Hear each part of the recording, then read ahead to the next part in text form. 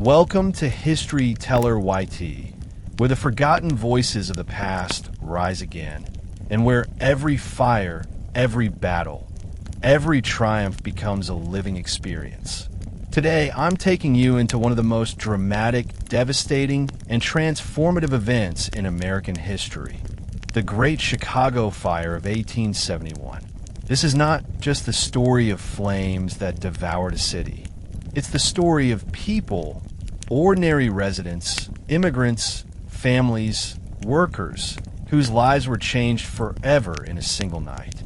It's the story of a rising American metropolis brought to its knees, and of the extraordinary determination that rebuilt it stronger than ever. In this full documentary, you will hear how a spark in a small barn turned into a wall of fire that swallowed everything in its path, destroying homes, factories, railroads, churches, schools, an entire world reduced to ashes. You'll journey through the terror of the fire's advance, the chaos of evacuations, the collapse of buildings, the heroism of firefighters who fought with empty hoses, and the desperate struggle for survival as families fled to the freezing lakefront. But that is only the beginning. You'll witness how Chicago rose again with breathtaking speed, led by immigrants, laborers, architects, visionaries, and dreamers. You'll learn how new building codes, modern engineering, advanced fire safety, skyscraper innovation, and revolutionary urban planning were all born from this tragedy. You will see the rise of public libraries, schools, hospitals, social reforms, sanitation systems, political battles, labor movements, architecture legends, and the birth of the modern skyscraper, all sparked by the lessons of the fire. You'll discover how Chicago transformed its identity, challenged rival cities like New York and Boston, and prepared itself to host the world's Columbian Exposition of 1893, stunning the entire world with a new vision of what a city could be. This is a story of loss and courage, of tragedy and rebirth, of a city that refused to die. By the time you finish this documentary, you won't just know the history of the Great Chicago Fire. You'll feel it. So sit back, open your heart, and step into the burning night of 1871. Because the flames that once destroyed Chicago also forged an unbreakable American spirit. This is History Teller YT. As families struggled to rebuild, women became economic providers in unprecedented numbers. Many took on wage labor, working as laundresses, seamstresses, cooks, factory operatives, and domestic servants. In immigrant communities, women often labored alongside men, contributing critical income to support construction expenses and daily survival. Boarding houses run by women became vital economic hubs, offering cheap housing for laborers while generating income for widows or displaced families. Some women opened small businesses, bakeries, tailoring shops, grocery stands, operating out of temporary structures and gradually expanding as neighborhoods recovered. Perhaps the most profound change occurred in the realm of social leadership. Middle and upper-class women formed powerful philanthropic organizations, such as the Chicago Relief and Aid Society's Women's Board, which coordinated child welfare programs, distributed necessities to poor families, and advocated for vulnerable populations. Their influence extended into public health reform, urban sanitation, and education. Women visited crowded shelters and makeshift neighborhoods, documenting conditions and petitioning city officials for improvements. Their activism helped shape public policy at a time when women could not yet vote. Religious women also played crucial roles. Catholic nuns, Protestant missionaries, and Jewish women's groups established schools, orphanages, and hospitals. Their institutions provided stability to families traumatized by the fire. These women managed budgets, oversaw staff, and administered complex operations, responsibilities that challenged traditional stereotypes and demonstrated women's capacity for leadership. As women took on more public roles, they began to push for broader social reforms. Advocates for temperance, labor rights, and public safety found stronger audiences in post-fire Chicago, where many residents were eager for change. The connections forged during relief work became networks for activism. Women's clubs emerged, dedicated to education, civic improvement, and social progress. These organizations laid the foundation for Chicago's influential women's movement in the late 19th and early 20th centuries, which would contribute significantly to national discussions about suffrage and labor reform. The fire had not only reshaped the physical landscape, it had reshaped gender dynamics. Women proved themselves indispensable to the city's recovery. Their emotional strength guided families through trauma. Their labor powered the rebuilding economy. Their leadership influenced policy and social reform. By stepping into roles previously denied to them, women helped set the stage for future advances in equality. Their contributions ensure that the story of Chicago's rise is not merely one of bricks and steel, but one of courage, resilience, and the often unseen labor of women who rebuilt a city from ashes. In the aftermath of the Great Chicago Fire, few issues created as fierce and prolonged a debate as the question of fire limits, the specific geographic zones within which wooden construction would be restricted or banned entirely. Before the fire, Chicago had grown at a pace that defied thoughtful regulation. Entire neighborhoods were built from timber because it was cheap, abundant, and easy to work with. Lumberyards flourished, contractors built quickly, and families could erect modest homes without insurmountable expense. But the fire exposed a fatal truth. A city built largely of wood was a city perpetually at risk of catastrophic destruction. The fire limits debate thus became a defining moment in shaping Chicago's new urban identity. Immediately after the disaster, reformers and engineers called for sweeping changes. They argued that the city's reliance on wood had been a direct cause of the fire's rapid spread. They insisted that rebuilding must emphasize fireproof materials: brick, stone, and iron. These voices were loudest in the business district, where property losses had been enormous and insurance companies demanded safer construction. Editorials in major newspapers called for stringent fire limits, positioning them as essential to Chicago's survival and to its reputation as a modern, forward-thinking metropolis. But while reformers envisioned a city protected by strong fire limits, countless working-class residents reacted with fear and anger. Most families who had lost their homes could not afford to rebuild in brick or stone. Lumber was cheap. Masonry was expensive. To many immigrants and laborers earning modest wages, a fireproof Chicago sounded like a city in which they would no longer be able to live. Their concerns were not merely economic. They were deeply emotional. People wanted to rebuild their communities, return to familiar streets, and recreate the lives they had lost.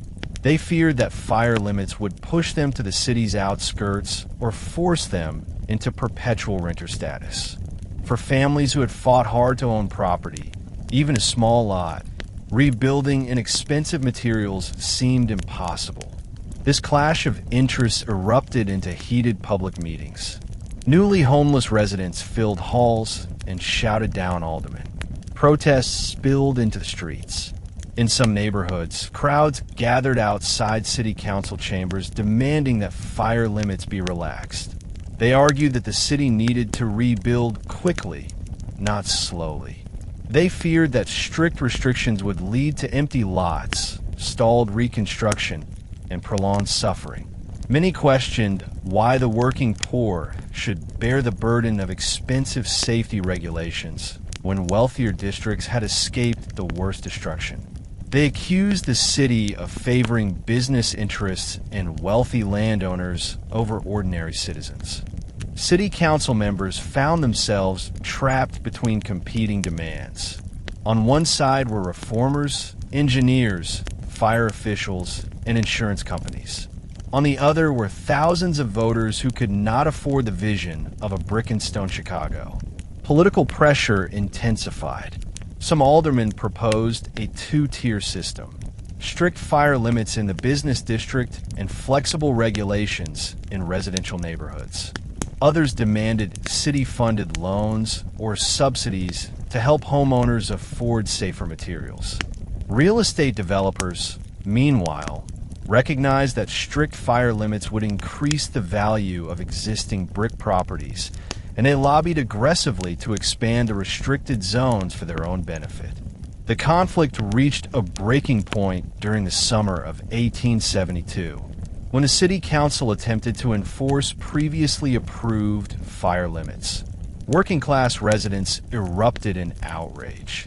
Protesters stormed a council meeting, shouting down speakers and forcing an adjournment. Some demonstrations grew more forceful, with crowds threatening to tear down signs marking the new fire zones. The tension culminated in a dramatic moment when a group of carpenters and laborers marched through the streets, carrying wooden planks as symbolic defiance of the proposed laws. Despite the opposition, the city eventually enacted expanded fire limits, but only after months of negotiation, compromise, and political maneuvering. The final ordinances restricted wooden construction in the downtown core and in the most densely populated residential areas closest to the business district. Outlying neighborhoods were granted more flexibility, allowing working-class families to rebuild homes in wood while still encouraging the gradual expansion of safer building materials. The fire limits debate represented more than a fight over construction materials. It was a battle over identity, class, power, and the future of Chicago itself. The compromise that emerged reflected the city's complex social fabric, a blend of ambition and practicality, safety and affordability.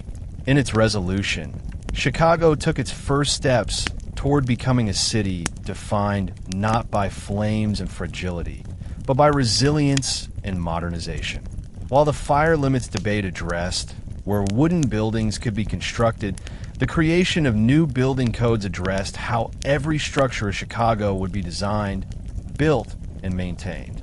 Before the fire, building regulations were patchwork at best, loosely enforced, inconsistently drafted, and often ignored by contractors more concerned with speed than safety. The disaster revealed the consequences of such neglect: weak walls, flammable roofing, poorly secured chimneys, inadequate spacing between buildings, and widespread use of materials that might as well have been kindling. In the wake of the fire, Chicago was determined to become a leader in construction safety. Engineers, architects, city inspectors, and civic reformers collaborated to draft what would become some of the most progressive building regulations of the 19th century. Their first focus was structural integrity. They emphasized stronger foundations, improved masonry techniques, and fire-resistant roofing materials. Architects were required to submit detailed plans showing wall thickness, setback distances, chimney construction, and materials used. Permits became mandatory for large-scale projects, and contractors faced stricter oversight. These measures marked a dramatic shift from the pre-fire era, in which many buildings had been erected without permits or inspections. Fireproofing became a central theme. Builders began incorporating cast iron, wrought iron, and early forms of steel reinforcement into structures. Although steel-frame skyscrapers would not appear until the 1880s, the seeds of that innovation were planted in the technical discussions of the post-fire years. Architects experimented with fire-resistant plasters, clay tiles, and improved brick bonding. Roofing codes mandated slate, tile, or other non-flammable materials for buildings within the fire limits. Internal features, such as stairwells, elevator shafts, and ventilation ducts, were redesigned to prevent the rapid spread of flames. Equally important was the creation of standards for building spacing and access. Narrow alleys and closely packed buildings had allowed the 1871 fire to leap from structure to structure with terrifying speed. The new codes encouraged wider streets, deeper setbacks, and better access for firefighters. Wooden sheds, outhouses, and other auxiliary structures were restricted or prohibited in fire zones. These measures improved not only fire response, but also urban hygiene and air circulation. City inspectors, once few in number, saw their ranks expand dramatically. They were given authority to halt construction, impose fines, and order the demolition of unsafe structures. The position of city building inspector evolved from a political appointment into a professional role requiring knowledge of engineering and construction techniques. These inspectors roamed the rebuilding districts daily, ensuring compliance with newly enacted laws. Not everyone welcomed the stricter regulations. Contractors complained that permits slowed progress. Landlords grumbled about increased expenses. Some homeowners attempted to evade codes by bribing inspectors or building at night. Lumber merchants protested restrictions that reduced demand for their products. Despite these tensions, the long-term trend favored stronger safety enforcement. Public opinion gradually shifted as residents recognized the value of fire-resistant construction in protecting lives and property. The new codes also influenced architecture. While some early post-fire buildings were hastily erected wooden structures, the years that followed witnessed the rise of elaborate brick and stone buildings that would come to define Chicago's architectural renaissance. Insurance companies offered lower premiums for buildings constructed with fireproof materials, further encouraging compliance. Civic pride played a role as well. Residents wanted their rebuilt city to reflect safety, stability, and modernity. By the end of the 1870s, Chicago had one of the most advanced building regulatory systems in the nation. These reforms did not simply prevent another catastrophe. They created the conditions necessary for a revolution in architectural design. The innovations born from tragedy would later allow Chicago to soar into the sky with iron and steel, giving rise to the world's first skyscrapers. In this way, the Great Fire did not merely reshape Chicago's streets. It reshaped the very principles of American urban construction. While building codes established safety standards and fire limits defined geographic restrictions, the question of which materials should dominate Chicago's rebuilt skyline sparked one of the most contentious debates of the post-fire era. The fire had been a brutal demonstration of wood's vulnerability, yet wood was also the lifeblood of the city's economy. Chicago was a major hub for the Midwest lumber trade, and thousands of workers, sawmill laborers, carpenters, teamsters, river drivers, depended on wood for their livelihood. As the city contemplated its future, competing interests clashed over the material that would define Chicago's architectural identity. For reformers, the answer was simple: brick and stone. Fireproof materials offered safety, durability, and long-term stability. Engineers noted that brick walls withstood heat far better than wood. Insurance companies announced that they would raise premiums on wooden structures or refuse to insure them altogether. Newspaper editors published scathing critiques of homeowners who insisted on rebuilding with lumber within fire-sensitive districts. To these reformers would symbolize the old Chicago, a city built too quickly, too cheaply, and too carelessly. But the argument for wood could not be dismissed lightly.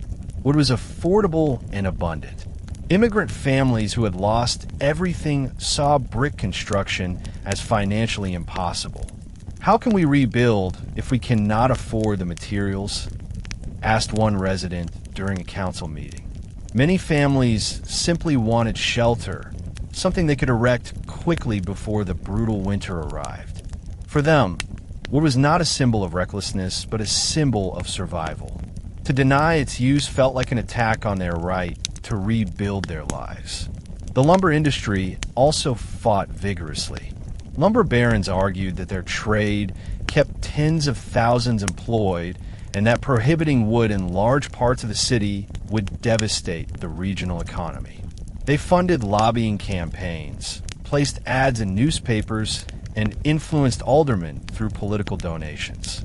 They warned that brick shortages or high masonry costs could delay rebuilding, hurting both businesses and working families. Lumber merchants portrayed wood as the material of the people, accessible, practical, and essential for rapid reconstruction. Caught in the crossfire were architects and builders who recognized the advantages of both materials. Many argued that it could be used safely if combined with improved design. Fire breaks, metal shutters, stone foundations, or stucco coatings. Others advocated for hybrid structures, with brick exteriors and wooden interiors. Chicago's emerging architectural community saw the debate as an opportunity to innovate, experimenting with mixed materials and new fireproofing techniques. Political compromise eventually shaped the outcome. The city allowed wooden construction in outlying residential neighborhoods, but banned it entirely in the downtown core and in districts deemed high risk. This created a dual cityscape. Central Chicago rose from the ashes with brick, stone, and eventually iron, while working-class districts retained wooden cottages, two flats, and boarding houses. This division had long-lasting effects on Chicago's urban geography, concentrating wealth and fire-resistant architecture in central areas while pushing wooden vernacular buildings to the periphery. But even as the debate raged, change was already unfolding. Over time, brick kilns expanded production, and masonry became more affordable. As wages increased and business prospered in the years after the fire, more families chose brick. Developers constructed elegant row houses, commercial blocks, and apartment buildings, gradually transforming entire neighborhoods. The skyline grew sturdier, more fireproof, and more ambitious. The fight over materials was not merely a technical debate. It was a struggle over identity, class, and the balance between safety and survival. It shaped the city's architecture, economy, and social structure. It laid the groundwork for innovations that would later thrust Chicago into global prominence as the birthplace of the modern skyscraper. And in the end, it proved that even the most destructive fire could not dictate a city's destiny. Only its people could end the years following the Great Chicago Fire. The city found itself at an extraordinary crossroads. The destruction of thousands of buildings created a blank canvas that architects, engineers, and designers had never before encountered on such a massive scale. Where others saw charred ruins and economic devastation, visionaries saw a rare opportunity, a chance to rethink the very meaning of urban architecture. This realization gave birth to a period of unprecedented innovation, one that would ultimately define Chicago as the cradle of modern American architecture. The absence of old structures freed architects from the constraints of tradition. No longer were they hemmed in by established streetscapes, rigid stylistic norms, or the slow, incremental development characterizing older cities like Boston or Philadelphia. Chicago's rebirth demanded new ideas, ambitious solutions, and a courageous leap into architectural experimentation. Even in the earliest months after the fire, bold new buildings began to rise. Owners of commercial blocks sought structures that were durable, modern, and capable of signaling Chicago's resilience to the world. Architects responded by designing buildings with thick brick walls, Romanesque arches, ornate stone facades, and innovative internal layouts. These structures were not just functional, they were statements of confidence. In many ways, architectural creativity became a form of civic pride. Every new building proclaimed that Chicago was not merely recovering, but reinventing itself. What made this architectural awakening particularly remarkable was the convergence of talent that the fire attracted. Young architects from across the United States, and even Europe, traveled to Chicago, drawn by the promise of opportunity. In no other American city could a young designer hope to work on such large-scale, high-impact projects. These architects brought with them diverse philosophies. Some admired the solidity of classical European design. Others embraced new engineering advancements that allowed unprecedented flexibility in form and structure. And many were inspired by the American ethos of progress, innovation, and boldness. The rebuilding process also encouraged collaboration between architects and engineers, a partnership that would become a hallmark of Chicago's architectural style. Engineers experimented with improved support systems, stronger iron beams, and innovative building techniques.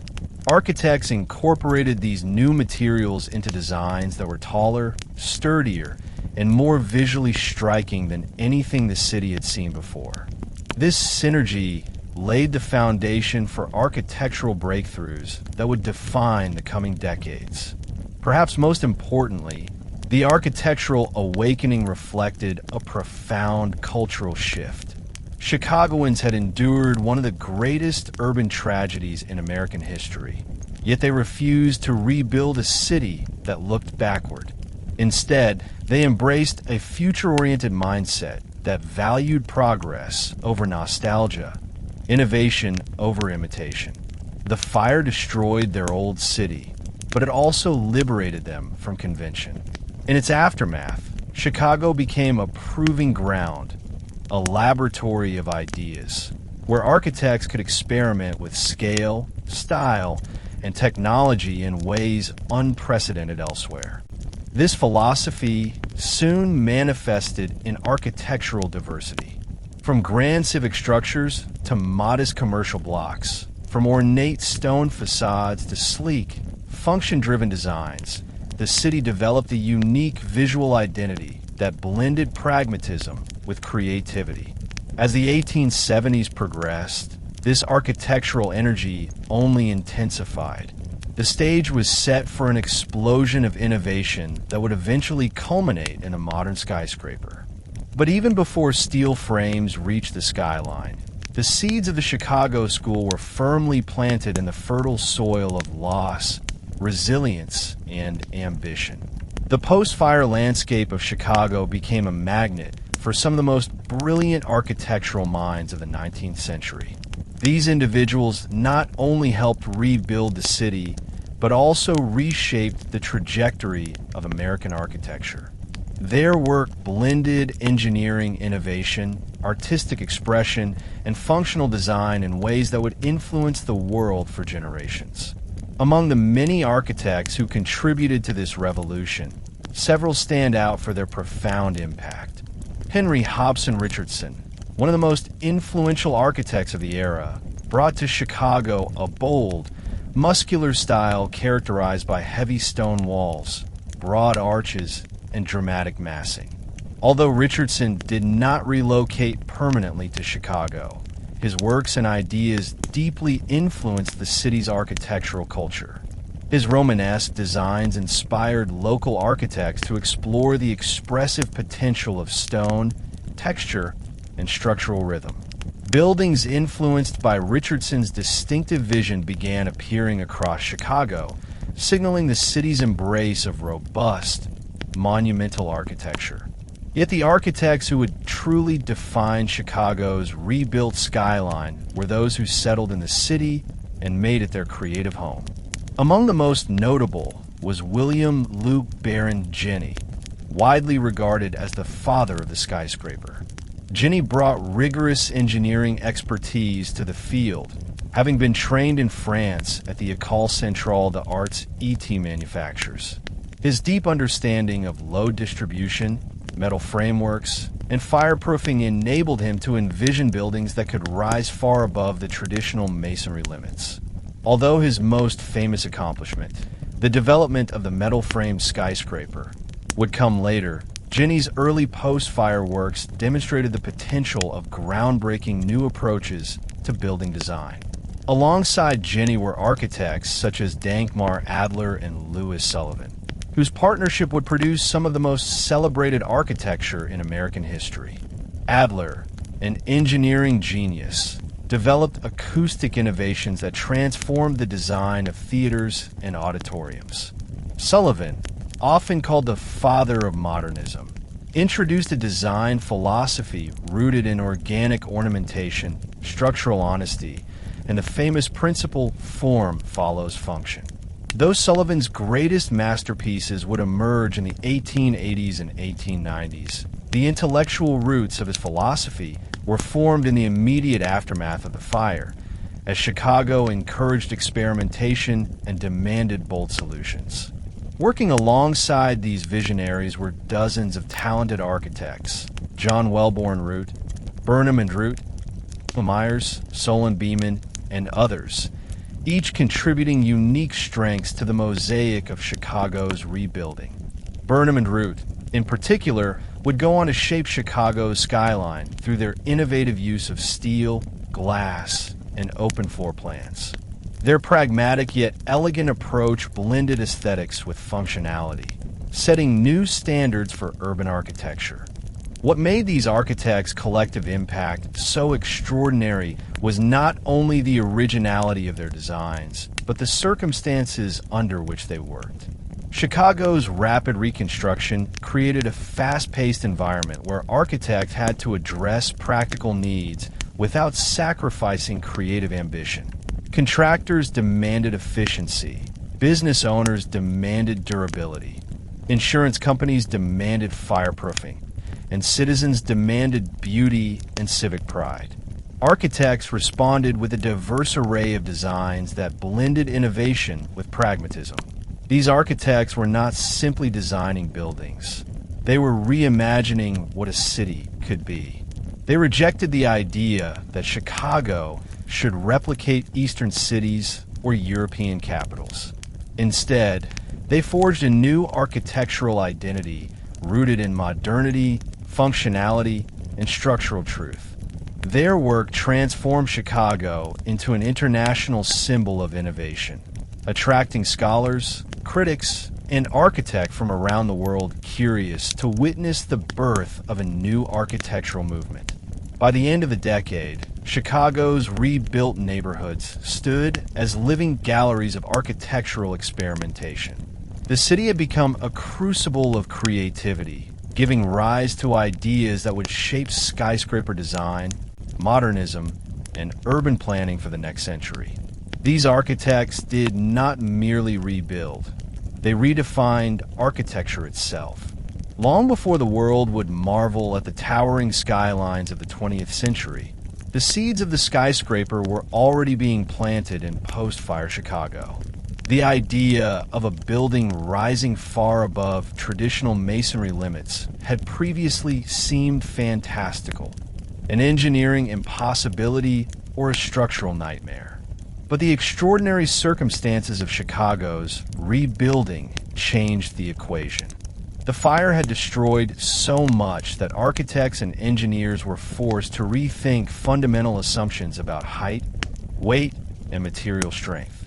This intellectual disruption created an environment ripe for technological innovation, leading to the earliest conceptual steps toward what would become the modern skyscraper.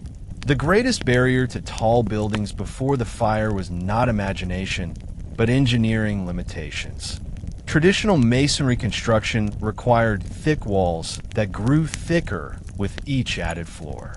At a certain height, the base walls needed to be so massively wide that they became impractical, consuming valuable ground space and limiting usable interior areas. Wood, while cheaper and flexible, lacked the strength to support great heights and posed immense fire risks. The fire itself revealed another truth. Masonry alone was not sufficient protection. Buildings that had appeared solid still collapsed under heat, and their interiors burned even when stone walls remained standing. Post-fire Chicago presented an engineering challenge unlike any other. How could the city build taller, safer, and more efficiently? The answer lay in a material that had previously been used only for small structural elements: iron, and eventually steel. Architects like William Lou Baron Jenney transformed the metal frame from a conceptual experiment into a feasible solution. Jenney realized that instead of relying on heavy masonry walls, a building could be supported by an internal skeleton of metal columns and beams. This revolutionary idea reduced the weight on lower floors, allowed thinner exterior walls, and enabled greater height without massive expanding foundations. The concept of an iron or steel frame marked the first true step toward the vertical city. But innovative as the concept was, it required several other technologies to mature. Fireproofing became essential. Engineers experimented with clay tiles, plaster coatings, and brick encasements to protect metal beams from heat.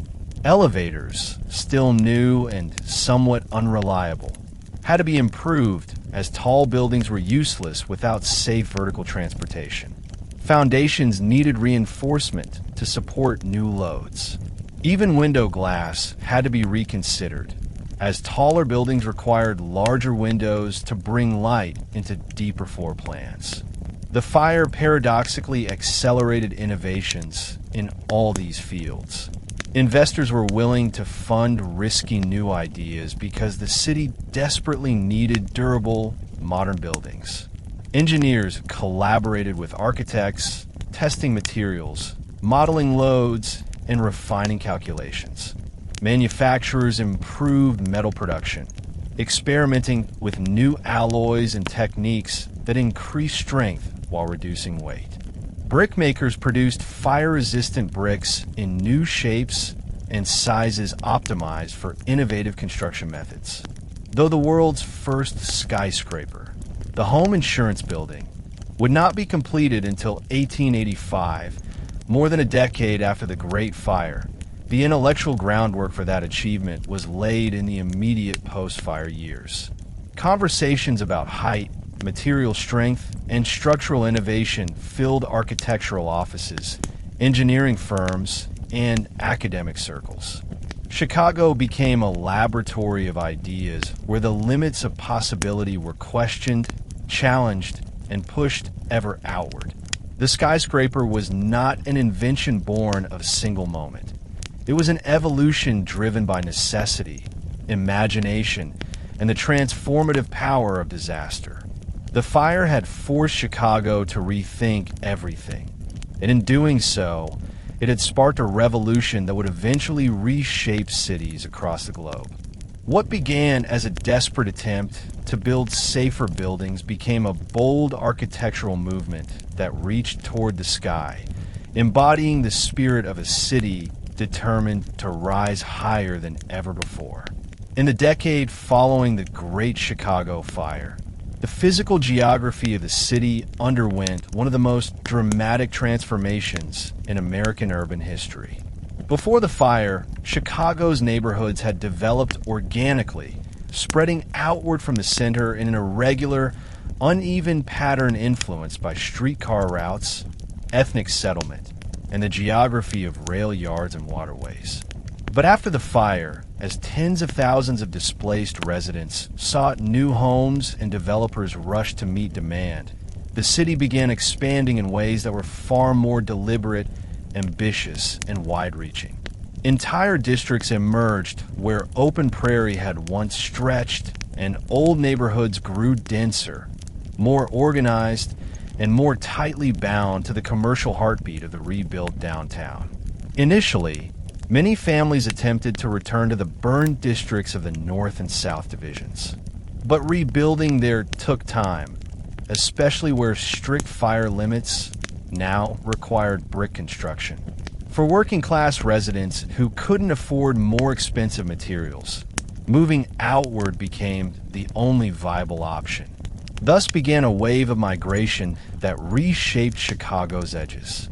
The West Side, which had suffered far less damage than other parts of the city, became a magnet for newcomers. Modest wooden houses sprang up rapidly along newly graded streets. Entire communities rooted themselves around small commercial corridors where grocers, bakers, and blacksmiths served the growing population. At the same time, developers looked even farther afield. Subdivisions expanded toward what would later become neighborhoods like Garfield Park, Hermosa, and Humboldt Park. These areas offered affordable land, close proximity to emerging transit routes, and enough space for families to establish stable homes. New immigrant groups, particularly Poles, Scandinavians, and Eastern Europeans, built cohesive enclaves that balanced old world traditions with the demands of American urban life. Churches anchored these communities, while ethnic businesses lined the main streets. Cultural festivals, parades, and social clubs blossomed, turning these once empty landscapes into vibrant pockets of identity. The South Side experienced transformation as well. Though areas closer to downtown had burned, the farther South Side quickly developed into a patchwork of industrial corridors, railroad hubs, and residential neighborhoods. Workers employed in factories near the river or stockyards often settled nearby, creating communities shaped by the rhythms of industrial labor. Wooden cottages and two flats filled these districts, forming some of the most densely populated neighborhoods in the city. The affordability of land made the South Side especially appealing to African American migrants who had begun arriving even before the Great Migration. Though their numbers were small in the 1870s, these early settlements laid the groundwork for future cultural and demographic shifts. In wealthier areas, particularly closer to the lakefront, the rebuilding presented an opportunity to rethink urban living. Developers constructed elegant stone homes and wide boulevards, creating fashionable districts that became symbols of Chicago's rising status.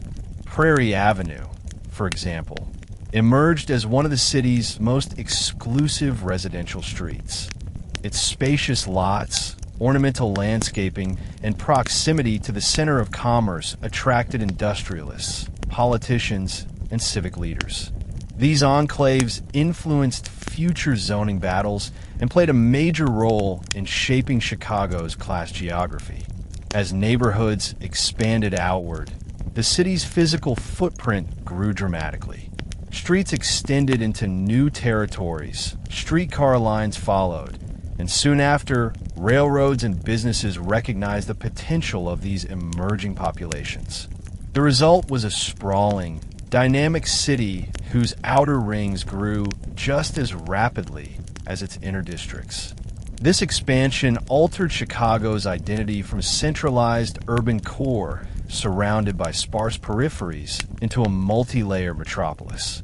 By the late 1870s and early 1880s, Chicago had transformed from a ruined landscape into a city whose neighborhoods were more numerous, more diverse, and more purposeful than ever before.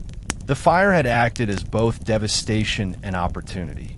While it destroyed old districts, it freed vast tracts of land and spurred population shifts that helped define the city's long-term urban geography. Chicago was no longer a small, rapidly expanding town. It was a reborn metropolis whose neighborhoods bore the fingerprints of immigrants, investors, planners, and working families who filled its rebuilt streets with new life. While the Great Chicago Fire devastated much of the city, it also sparked a profound reimagining of public space. Before the fire, Chicago's parks had been scattered, underfunded, and insufficient for a rapidly growing population. Green spaces existed, but they were few and far between, serving mostly as fashionable retreats for the wealthy rather than accessible spaces for all residents. The fire changed perceptions dramatically. With so many areas cleared, planners and reformers recognized an opportunity to create parks and boulevards that would not only beautify the city, but improve public health, provide fire breaks, and give residents relief from the crowded, industrial environment. One of the most important figures in this movement was Frederick Law Olmsted, America's most influential landscape architect. Although Olmsted did not design every park in Chicago, his ideas shaped the city's approach to green space. He believed parks were essential for democracy, places where people of all backgrounds could gather, walk, breathe clean air, and enjoy nature. Chicago embraced this philosophy wholeheartedly during its reconstruction. The city's leaders recognized that parks could improve public health, reduce disease, mitigate overcrowding, and provide safe outdoor spaces for children and families. The result was an ambitious expansion of the park system. Existing parks like Lincoln Park were enlarged, landscaped, and modernized.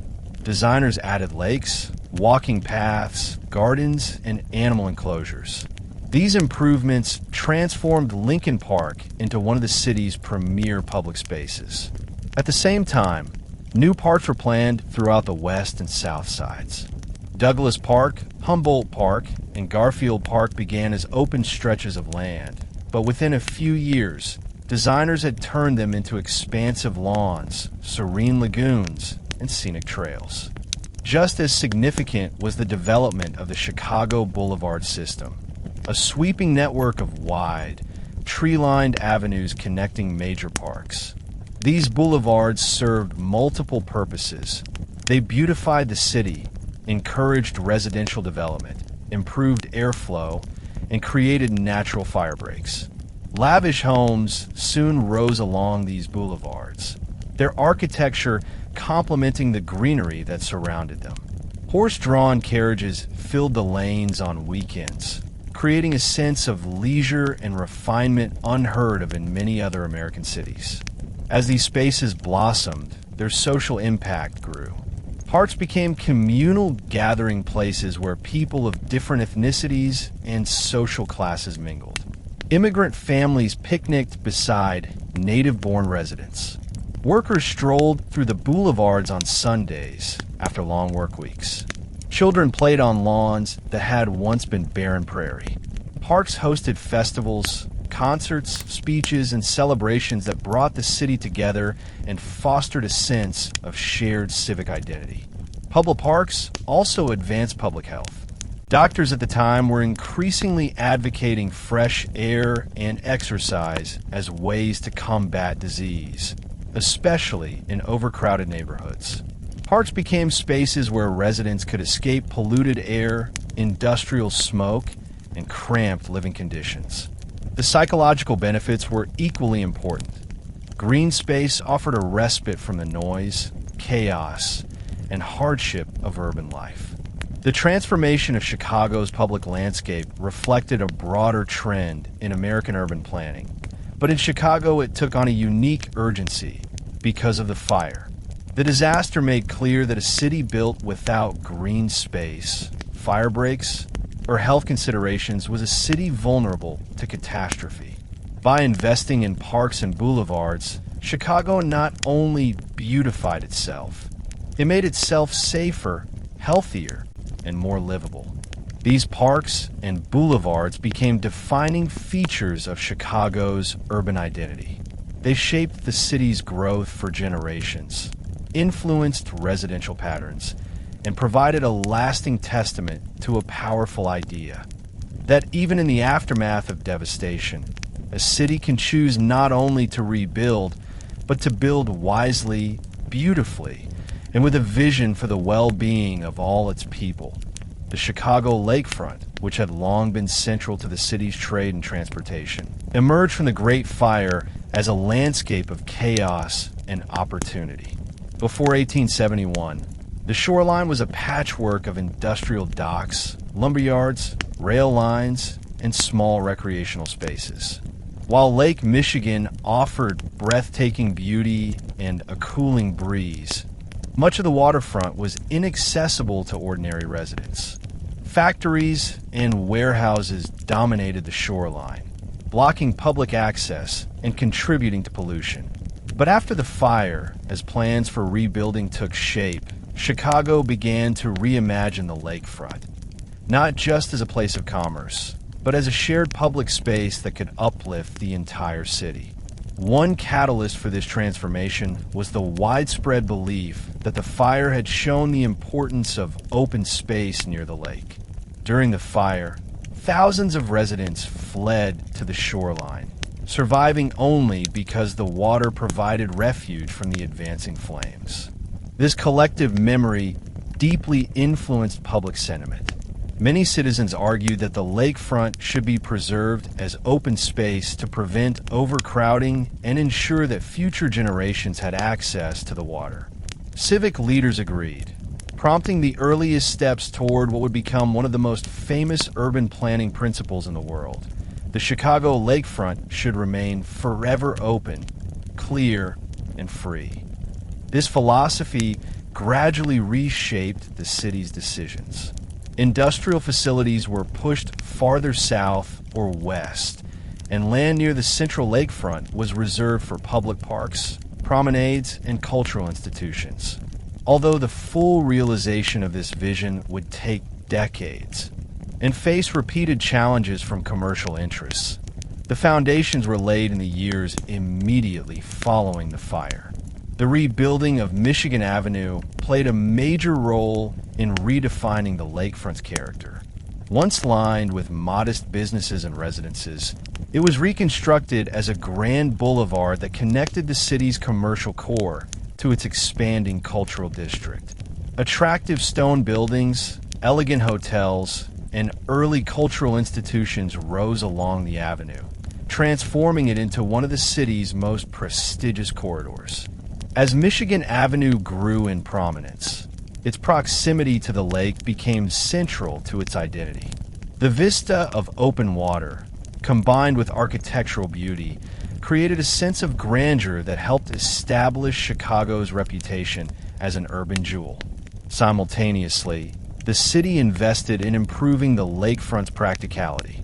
Expanded docks and upgraded harbors accommodated the growing steamship traffic that connected Chicago to the Great Lakes region. Advances in engineering allowed the construction of stabilized shoreline walls, piers, and breakwaters. These improvements strengthened the lakefront as a center of trade, even as its recreational and civic functions expanded. Public spaces near the water also multiplied. Portions of the shoreline evolved into parkland, and simple walking paths gave way to landscaped promenades. Bathhouses, pavilions, and gathering spaces encouraged residents to use the lakefront for leisure. Families picnicked along the shore, children played in the sand, and residents from every background walked the paths at sunset.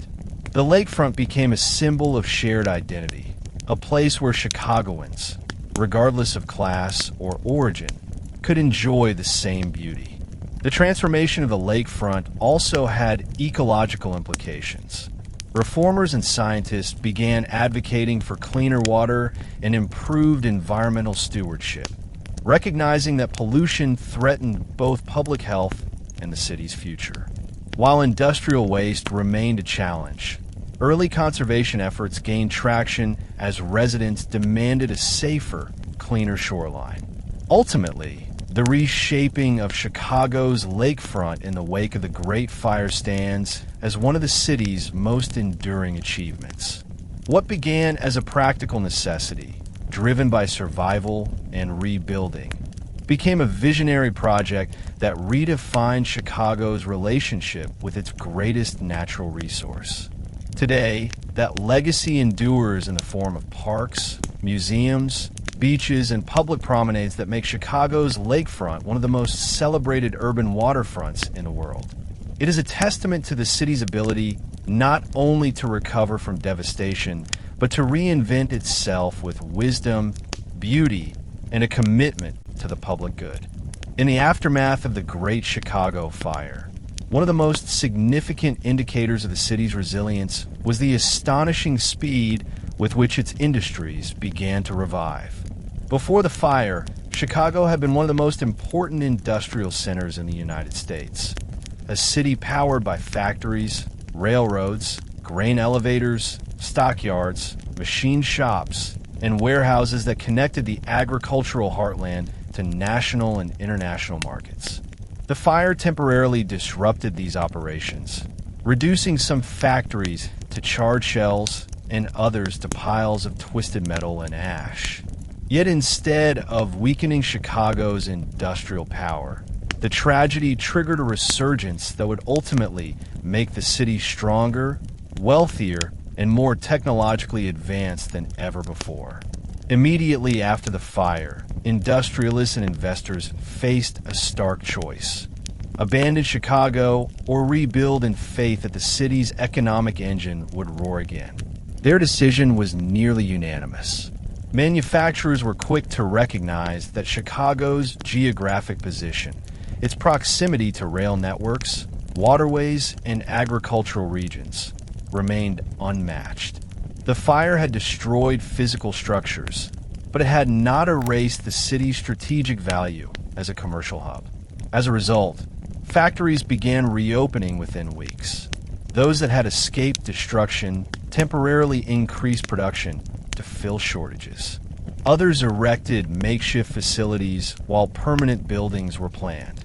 The rebuilding process proved to be an economic catalyst.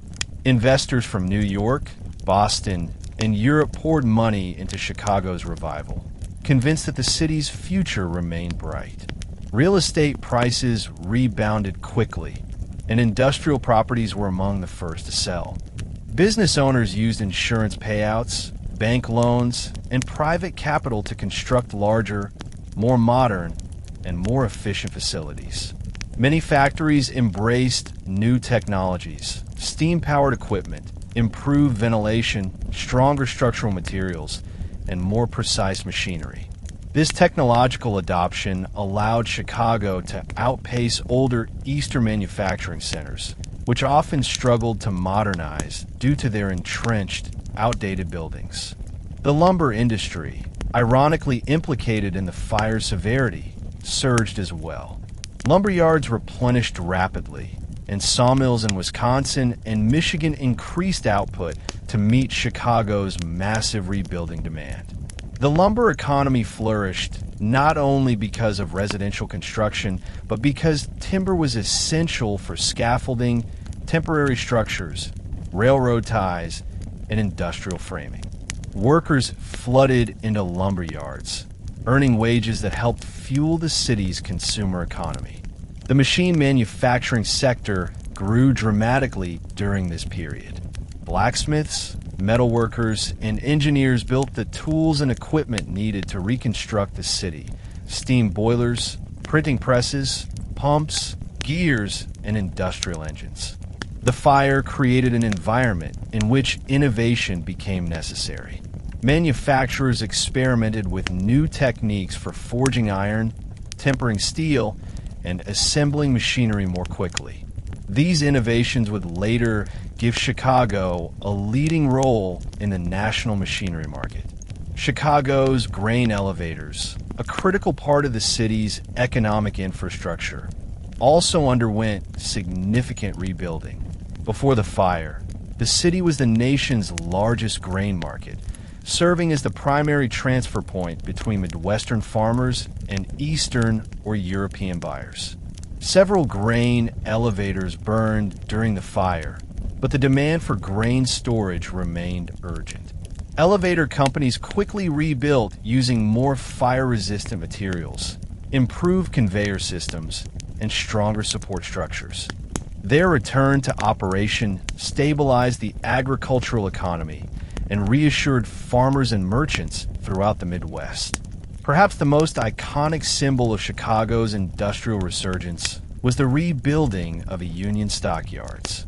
Although the fire did not destroy the entire stockyard complex, it damaged enough to disrupt business temporarily. But by early 1872, the stockyards had not only recovered, they had expanded. New pens, slaughterhouses, rail connections, and cold storage facilities were added, making the stockyards even more efficient and influential. Workers returned in droves, and immigrants arriving in Chicago often found their first jobs tending cattle, processing meat, or helping maintain the vast industrial complex. By the late 1870s, Chicago's industrial sector had surpassed its pre-fire strength. The fire had forced the city to rebuild quickly, creatively, and ambitiously.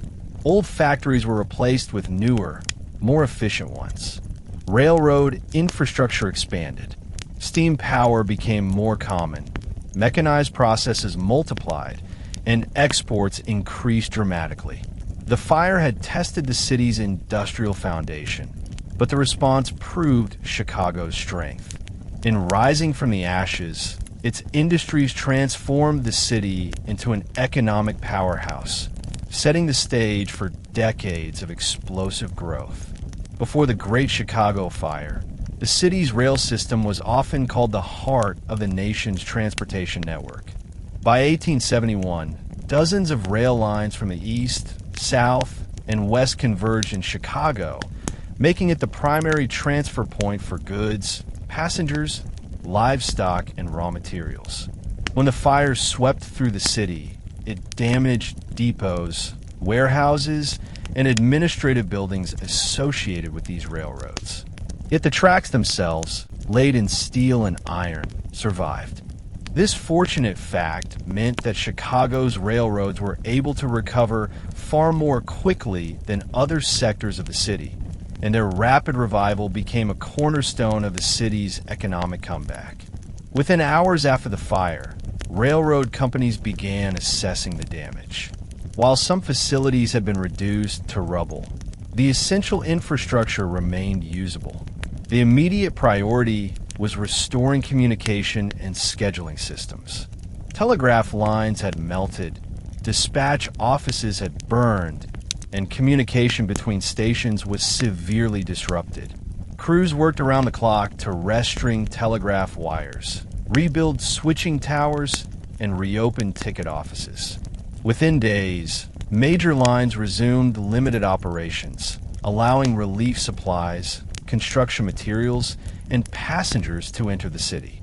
The sight of locomotives arriving at makeshift depots symbolized Chicago's determination to move forward. The speed of railroad recovery was crucial for two reasons. First, it allowed Chicago to maintain its role as a national transportation hub. Had the railroads been shut down for months, other cities, St. Louis, Milwaukee, or even Cincinnati, might have seized the opportunity to divert traffic and compete for dominance. But Chicago's railroads refused to surrender their position. Second, the railroads provided the logistical backbone necessary for the city's reconstruction. They delivered lumber, bricks, stone, machinery, and manpower.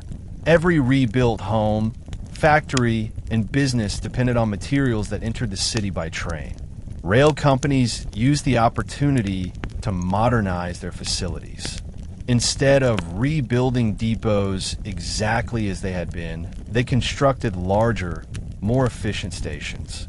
Freight yards expanded to accommodate increased cargo volumes.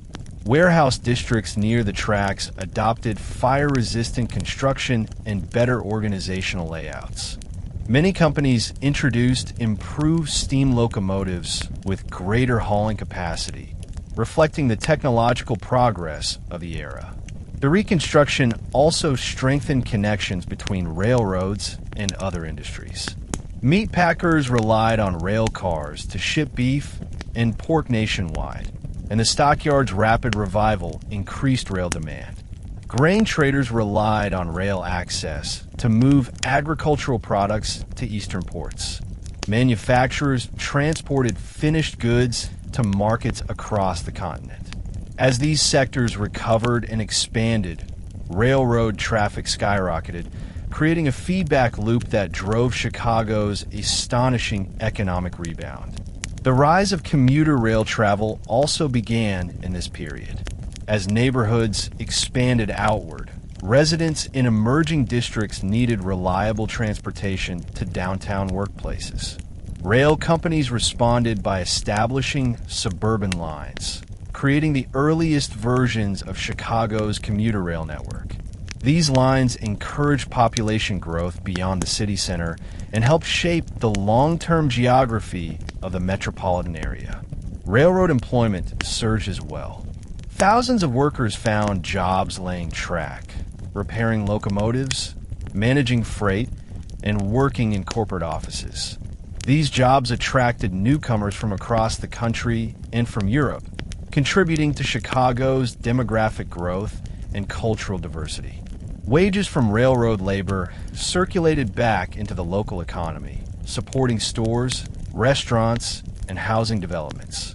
By the late 1870s, Chicago's recovery was inseparable from the strength of its railroads. The city had reaffirmed its role as the transportation nerve center of the United States, a position it still holds today. The fire may have disrupted Chicago's infrastructure, but the railroads ensure that the city's arteries continue to flow. Their rapid revival not only rebuilt Chicago, it ensured that the city would rise to even greater economic heights in the decades to come. As the physical reconstruction of Chicago progressed, the revival of commerce became the engine that powered the city's transformation from devastation to prosperity. Chicago had long been a major commercial hub, acting as a gateway between the agricultural Midwest and the industrial East. The fire disrupted this role, but did not diminish the city's strategic importance. In fact, the months and years following the fire marked a period of astonishing commercial expansion, during which the city not only regained its economic footing, but surpassed its previous levels of productivity. The Chicago Board of Trade, arguably the heart of the city's commercial identity, rebounded quickly after losing its headquarters in the fire. Grain traders, facing the urgency of the fall harvest season, gathered in makeshift offices, warehouses, and even the ruins of burned buildings to continue buying and selling commodities. The board quickly erected temporary facilities and resumed official operations. Despite the challenges, trading volume soared, demonstrating that the city's role in the international grain market remained unbroken. Chicago's grain elevators, rebuilt with greater capacity and improved fireproofing, ensured smoother and safer storage of wheat, corn, and oats. Their modernization increased efficiency and reduced losses, strengthening Chicago's role as the nation's agricultural marketplace.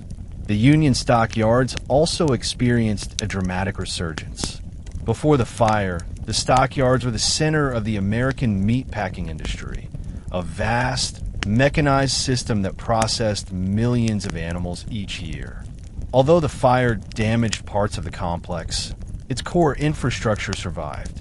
Immediately afterward, workers returned to repair pens, slaughterhouses, and rail connections. Within months, the stockyard were running at full capacity again, supplying meat to cities across the country. This rapid recovery attracted even more investment, allowing the meatpacking industry to modernize with refrigerated rail cars, improved processing equipment, and expanded facilities. These innovations increased productivity and cemented Chicago's reputation as the world's meatpacking capital. Financial institutions also bounced back with surprising speed. Banks that had lost records and buildings reopened in temporary offices, reassuring depositors and investors that Chicago's financial system remained stable. Insurance companies, despite facing massive claims, settled losses and continued operations. Their willingness to support the city's rebuilding efforts restored public confidence and encouraged new investment. As commerce reawakened, banks expanded their lending portfolios, financing construction projects, business ventures, and infrastructure improvements. International investors, impressed by Chicago's rapid recovery, poured capital into the city, further accelerating growth. Retail and wholesale trade flourished as well. Merchants opened new stores, wholesalers rebuilt warehouses, and markets revived with renewed energy. Chicago's central business district experienced a construction boom as commercial blocks rose from the ashes in brick, stone, and, eventually, metal frame designs. The revival of commerce stimulated job creation, attracting more immigrants and fueling population growth. This dynamic created a powerful cycle. More workers meant more consumers. More consumers meant more business, and more business meant increased demand for labor. The Great Fire had temporarily disrupted Chicago's commercial dominance, but the rebuilding process transformed the city into an even more powerful economic force. Its markets expanded, its financial institutions strengthened, and its industries modernized. By the end of the decade, Chicago was not only recovered, it was thriving. The city had proven that destruction could be a catalyst for innovation, growth, and economic reinvention. In the years following the Great Chicago Fire, the city's recovery was not defined solely by brick, steel, railroads, or towering architecture. It was also shaped by the evolving consciousness of social justice and the urgent need to address deep-rooted inequalities that the fire had laid bare. Although Chicago was celebrated for its economic resilience and astonishing rebuilding speed, beneath the surface of this booming metropolis existed a population grappling with poverty, overcrowding, and limited access to resources. Reformers recognized that rebuilding the city physically meant little if thousands of residents remained trapped in hardship. Thus began a period of social awakening, a recognition that Chicago needed not only stronger buildings, but stronger systems of care. When the fire struck, it disproportionately affected working-class families. Many lived in wooden cottages or tenements tightly packed in fire-prone districts. These homes, built quickly and cheaply, were no match for the flames. The aftermath pushed thousands into overcrowded refugee camps, makeshift shelters, and hastily constructed shantytowns. Social reformers who visited these areas were shocked by the level of human suffering. Children without shoes, families without food or bedding, parents unable to find employment, and illness spreading rapidly in cramped conditions. Although the city's affluent population donated generously in the immediate aftermath, many reformers realized that charity alone could not solve the deeper issues. One of the earliest and most significant responses came from religious organizations. Churches of every denomination mobilized volunteers to distribute food, clothing, and supplies. Catholic parishes organized relief committees, while Protestant congregations set up soup kitchens and temporary schools. Jewish communities provided assistance to both Jewish and non-Jewish families, forming support networks that would later evolve into lasting social welfare institutions. Yet as the months passed, these groups also began advocating for broader structural changes, better housing regulations, improved sanitation, and municipal programs to protect vulnerable families. This shift marked the beginning of Chicago's first wave of organized social reform. Inspired by European movements and the growing urban reform culture on the East Coast, Chicagoans began to adopt the idea that cities bore responsibility for the well-being of their residents. Activists identified systemic problems: landlord neglect, unsafe factory conditions, child labor, poor sanitation, inadequate health care, and the exploitation of immigrant families unfamiliar with American laws. They argued that without addressing these issues, Chicago would continue to lurch from crisis to crisis. One of the most vocal groups during this period was the Chicago Relief and Aid Society. Initially created to coordinate post-fire assistance, the society soon expanded its mission. Its members collected data on poverty, mapped overcrowded neighborhoods, and interviewed homeless families. Rather than simply providing charity, they began advocating for more organized social services, including employment programs, vocational training, and housing assistance. Though some of its leaders held paternalistic or moralizing attitudes, the society nonetheless became a driving force in reshaping how the city addressed social issues. Women played an especially crucial role in this reform movement. Freed from some traditional constraints by the fire's upheaval, they became public advocates for sanitation improvements, children's welfare, and public health campaigns. Women's clubs formed across the city, bringing together middle-class women eager to help solve the problems facing poorer neighborhoods. Their work laid the foundation for later institutions, including settlement houses, social work programs, and public health initiatives that would define the progressive era. Immigrant communities also organized their own forms of social reform. Mutual aid societies, fraternal organizations, and ethnic clubs provided healthcare funds, burial assistance, education, and temporary housing. These groups recognized that mainstream institutions often failed to support immigrants adequately, so they created parallel systems of protection rooted in cultural and religious identity. Their efforts strengthened community solidarity and established networks that helped families survive economic downturns and personal crises. By the late 1870s, social reform had become a visible force in Chicago's civic life. Reformers did not always agree. Some focused on morality, others on structural inequality, but the fire had transformed their understanding of the city. They realized that prosperity meant little if only part of the population benefited.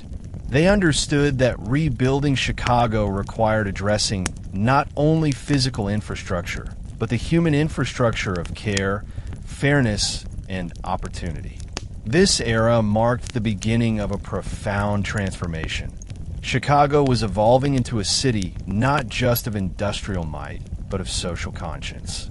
The seeds planted by early reformers would later blossom into movements that shaped national discourse on housing, labor rights, public health, and social welfare. In this way, the Great Fire, though devastating, ignited a long-lasting commitment to building a fairer, more compassionate city. While social reform movements gained momentum, another equally important transformation unfolded in post-fire Chicago. The rapid development of public institutions designed to educate, heal, and support the city's growing population.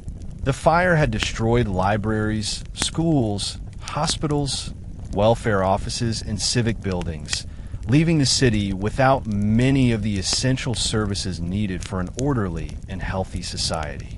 Yet from this loss emerged a remarkable wave of institution building, driven by both public funding and private philanthropy, that would shape Chicago's civic landscape for generations.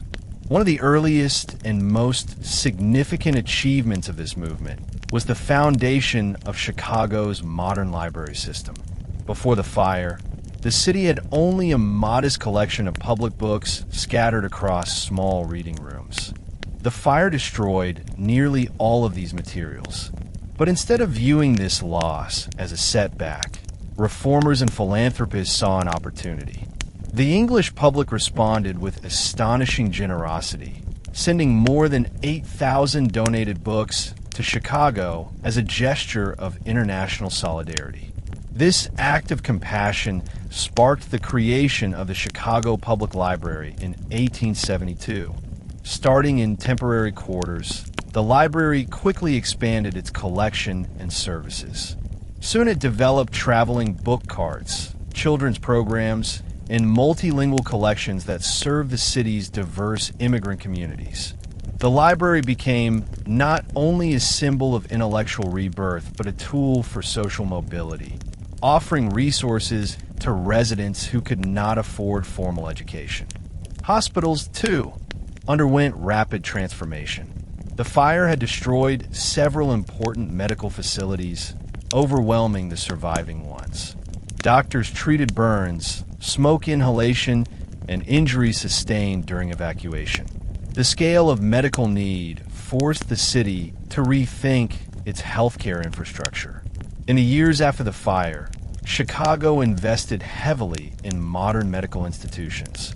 New hospitals were established, including specialized centers for children, women, the poor, and those with infectious diseases. Private donors funded wings, wards, and research laboratories. Medical schools expanded their programs, drawing talented physicians and researchers from across the country. These developments laid the groundwork for Chicago's emergence as a national center for medical innovation in the decades to come. Education was another key focus. While schools reopened quickly in temporary spaces after the fire, long-term rebuilding led to improved facilities, expanded curriculums, and professionalized teacher training. New school buildings incorporated fireproof materials, better ventilation, and larger windows for natural light. Reformers pushed for compulsory education laws, arguing that children needed not only to work, but to learn in order to break cycles of poverty. Immigrant parents, eager for their children to succeed in America, strongly supported these efforts. Schools became vital community institutions where children of different backgrounds met, studied, and built relationships that transcended ethnic or linguistic divides. Civic foundations and charities also rose in prominence. Many were motivated by the belief that the fire had revealed weaknesses in the city's infrastructure of care. Organizations such as the Chicago Relief and Aid Society, the Women's Aid Society, and various ethnic benevolent associations expanded their roles. Their networks provided health care, legal assistance, food, clothing, employment referrals, and emergency loans. Over time, these organizations professionalized their operations, hiring trained social workers and researchers who helped shape the emerging field of social welfare. The fire also accelerated the development of urban governance institutions. The city government, recognizing its shortcomings during the disaster, reformed departments such as public works, fire services, sanitation, and public safety. New administrative offices were built, equipped with improved record-keeping systems and staffed by increasingly specialized personnel. These reforms ensured that Chicago was better prepared for future emergencies and capable of managing its rapidly growing population. The rise of public institutions after the fire reflected a broader shift in Chicago's identity. The city was no longer content to be a rough frontier town, powered only by industry and commerce. It aspired to become a cultural, intellectual, and civic leader. The institutions built during this era, libraries, hospitals, schools, and charities, became the backbone of a more civilized and equitable city. They signaled a collective belief that Chicago's greatness would be measured not just by its economic might or architectural achievements, but by its capacity to serve, educate, and uplift its people. Although engineering innovations and economic revival captured much of the city's attention after the fire, the struggle to improve public health and sanitation was equally vital to Chicago's reconstruction. The fire had temporarily cleared densely packed areas, but as people rebuilt and resettled, overcrowding returned with fierce intensity. Without major changes, the city risked replacing one disaster with another, an epidemic born from contaminated water, uncollected waste, and poor living conditions. Reformers knew that improving public health wasn't just a matter of cleanliness. It was a matter of survival. Before the fire, Chicago had already been grappling with sanitation issues. The city's rapid population growth had overwhelmed its drainage systems.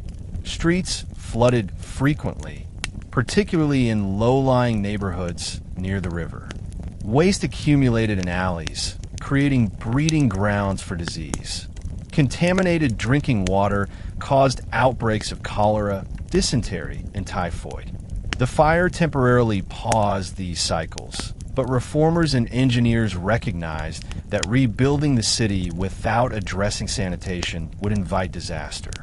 In the years following the fire, the first major step toward public health reform involved improving waste management. The city expanded garbage collection services, hired additional sanitation workers, and introduced regulations requiring proper waste disposal.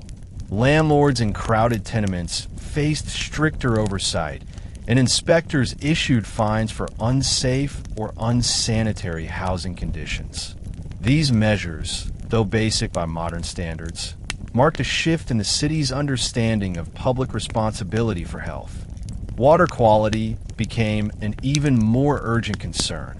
The fire had exposed the vulnerabilities of the city's water intake system, which drew drinking water from Lake Michigan near the polluted mouth of the Chicago River.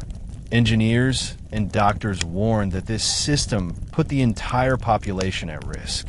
Their advocacy eventually led to one of the most ambitious engineering projects of the 19th century, extending the water intake tunnels farther into the lake to access cleaner water.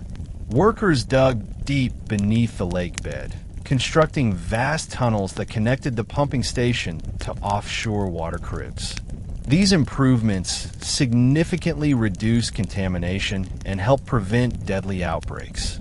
Simultaneously, the city expanded its sewer system, adding miles of new underground pipes and redesigning existing ones to improve drainage.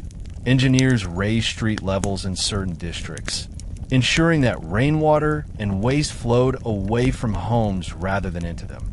These upgrades represented a monumental engineering effort, requiring coordination across multiple agencies and the labor of thousands of workers. But the results were transformative, reducing the prevalence of waterborne diseases and improving daily life for residents across the city. Public health reformers also pushed for education. They distributed pamphlets about boiling water, proper food storage, and basic hygiene. Doctors visited schools to inspect students and advise parents on preventing disease. Churches offered classes on home sanitation, targeting immigrant families who had little experience with urban living conditions. These efforts helped reduce illness and fostered a growing awareness that personal health was interconnected with community health. Another major development during this period was the rise of new public health institutions. Clinics and dispensaries opened in underserved neighborhoods, offering affordable or free medical care. Public health officials began collecting data, tracking disease outbreaks, death rates, and environmental hazards. This data-driven approach allowed the city to identify patterns, allocate resources more effectively, and plan long-term strategies. These early efforts laid the foundation for modern epidemiology and public health administration in Chicago. Despite progress, challenges remained. Overcrowded tenements continued to pose health risks. Smoke from factories polluted the air. Meatpacking waste contaminated waterways. Reformers often struggled against political resistance, corporate interests, and limited funding. Yet the momentum toward a healthier city persisted. Each new outbreak or sanitation crisis reinforced the need for continued improvement. By the early 1880s, Chicago had made remarkable strides in public health. The city was cleaner, safer, and better equipped to handle the demands of its growing population. The progress was not perfect, but it represented a critical shift from reactive crisis management to proactive prevention. Public health workers, engineers, doctors, reformers, and everyday citizens played a key role in ensuring that the rebuilt city will be not only more resilient to fire, but more resilient to disease and environmental hazards. Their efforts proved that rebuilding Chicago meant more than constructing buildings. It meant fostering a healthier, more equitable future for everyone who called the city home. In the aftermath of the Great Chicago Fire, one of the most extraordinary stories of resilience came not from commerce politics, or even architecture, but from the world of journalism. Chicago's newspapers, once spread across the city in a variety of publishing houses, printing presses, and editorial offices, were among the many casualties of the inferno. Yet within hours of the disaster, as smoke still rose from the ruins, the city's journalists demonstrated a level of determination that would define Chicago's identity for generations. Although nearly every newspaper building in the burned district had been reduced to ash, reporters, editors, and printers refused to allow the city to fall silent. The Chicago Tribune, the city's most influential paper, lost its headquarters, printing presses, archives, and almost everything else necessary for daily publication. But instead of waiting for reconstruction, the Tribune's staff rushed to borrow equipment from nearby towns and competitor presses. That very night, they produced a special edition using borrowed type and makeshift facilities. The headline read, "Chicago shall rise again." These words were not only a declaration of optimism, but a symbolic act of leadership. The Tribune's rapid return to publication reassured a panicked population that communication, and therefore social order, would endure. Other newspapers followed suit. The Chicago Times, the Evening Journal, and smaller independent papers found temporary offices in surviving neighborhoods or even operated out of tents. Printers worked tirelessly, frequently setting type by hand in cold, dimly lit rooms. Reporters roamed the ruins, gathering information on missing persons, relief efforts, and the progress of firefighting units. Their coverage was chaotic at first, filled with partial stories, rumors, and emotional eyewitness accounts. But as days passed, the press regained its strength and resumed its essential role as the city's voice. The fire fundamentally reshaped Chicago's media landscape. Before 1871, newspapers had competed primarily for political influence and advertising revenue. After the fire, their mission broadened. They became chroniclers of tragedy, advocates for reform, and watchdogs over powerful institutions. The fire had shown that the public depended on accurate information during crisis. Journalists took this responsibility seriously, producing investigative reports that evaluated relief efforts, uncovered corruption, and documented living conditions in overcrowded refugee camps. Newspaper editorials also played a defining role in shaping public opinion about rebuilding. Editorial boards debated issues such as fire limits, building codes, racial equality, labor rights, sanitation reforms, and a need for new public institutions. Their opinions had significant influence, often guiding political decision-making and rallying public sentiment. For example, editorials demanding stricter fire regulations helped build support for new building codes. Papers that advocated for labor protections amplified the growing voice of workers' unions. Newspapers became battlegrounds for ideas, where reformers, politicians, industrialists, and intellectuals fought over the city's future. The technological landscape of journalism changed as well. Because so much equipment had been lost, publishers invested heavily in new press machinery. Faster, more efficient, and more durable. These upgrades made Chicago one of the leading printing centers in the nation by the late 1870s. Newspapers expanded their coverage to include national and international news, serialized fiction, cultural commentary, scientific discoveries, and specialized sections. As literacy increased among the city's immigrant population, the demand for newspapers grew rapidly, encouraging publishers to print in multiple languages or target specific ethnic communities. Journalists also played an unexpected role in strengthening Chicago's civic unity. Their stories captured the courage of firefighters, the resilience of families who rebuilt their homes from scratch, and the extraordinary acts of kindness that occurred during relief efforts. These narratives helped forge a collective identity rooted in strength, perseverance, and innovation.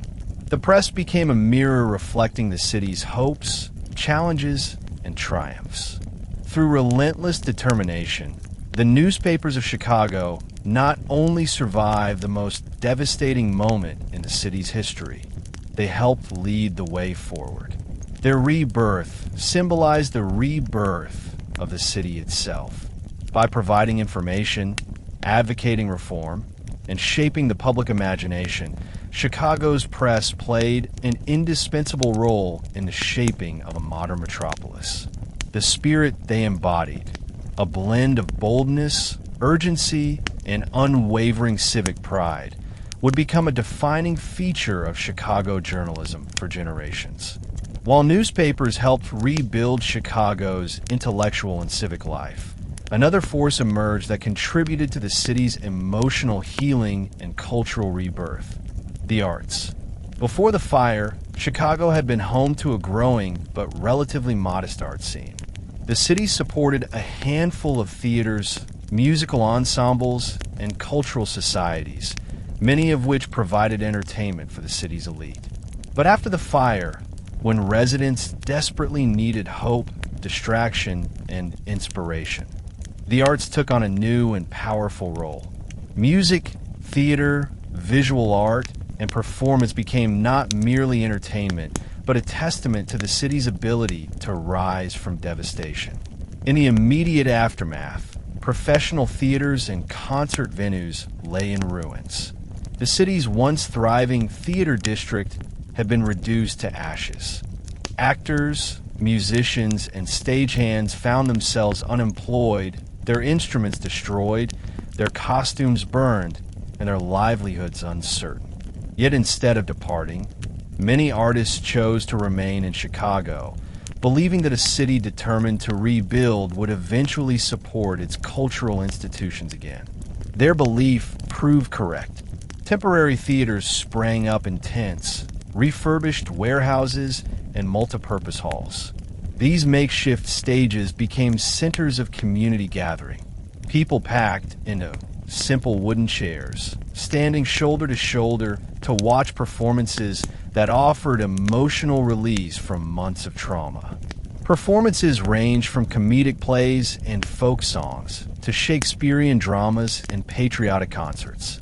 Even in primitive settings, the arts helped restore a sense of normalcy and collective belonging. As the rebuilding progressed, new cultural institutions emerged with astonishing speed. Entrepreneurs saw an opportunity to create venues that would surpass those lost in the fire. Within a few years, elegant theaters with improved acoustics, fire-resistant materials, and innovative stage technology rose along major thoroughfares. The McVickers Theater, rebuilt after its destruction, became a symbol of cultural revival. It hosted operas, touring productions, and star performers from across the country. Music, too, experienced a renaissance. Chicago became a gathering place for musicians of every background. Classical musicians from Europe, folk musicians from immigrant communities, and emerging American composers experimenting with new styles. German immigrants established singing societies that staged elaborate choral festivals. Irish musicians performed traditional reels and ballads in taverns and small halls. African American musicians, though still small in number, introduced rhythmic traditions and early elements of what would later inspire jazz and blues. Chicago became a melting pot of musical expression, blending cultural traditions into a vibrant urban soundscape. Visual arts also flourished. Chicago's painters, sculptors, and illustrators found inspiration in the city's rebirth. Some captured the ruins in somber tones, preserving the memory of destruction. Others turned their attention to reconstruction, portraying workers, new buildings, and bustling streets as symbols of hope. Art exhibitions became increasingly common, and soon, Chicago's first major art collections began to take shape. precursors to the institutions that would eventually define the city's cultural identity. One of the most important developments of this era was the rising belief that culture should be accessible to all. Before the fire, many cultural events were tailored to the city's elite. But after 1871, philanthropists, educators, and reformers argued that the arts could uplift the working class as well. They organized free concerts in parks, public lectures on literature and art, and small gallery exhibitions. This democratization of culture helped forge a shared civic identity across diverse communities. By the early 1880s, Chicago had become one of the most culturally vibrant cities in the United States. Its theaters rivaled those of New York. Its musical performances attracted national attention. Its artists gained recognition for their innovation and passion. The fire, rather than extinguishing cultural life, had ignited a creative renaissance. Through music, theater, and art, Chicago found not only healing, but a new cultural confidence, a belief that creativity was as essential to the city's identity as commerce or industry.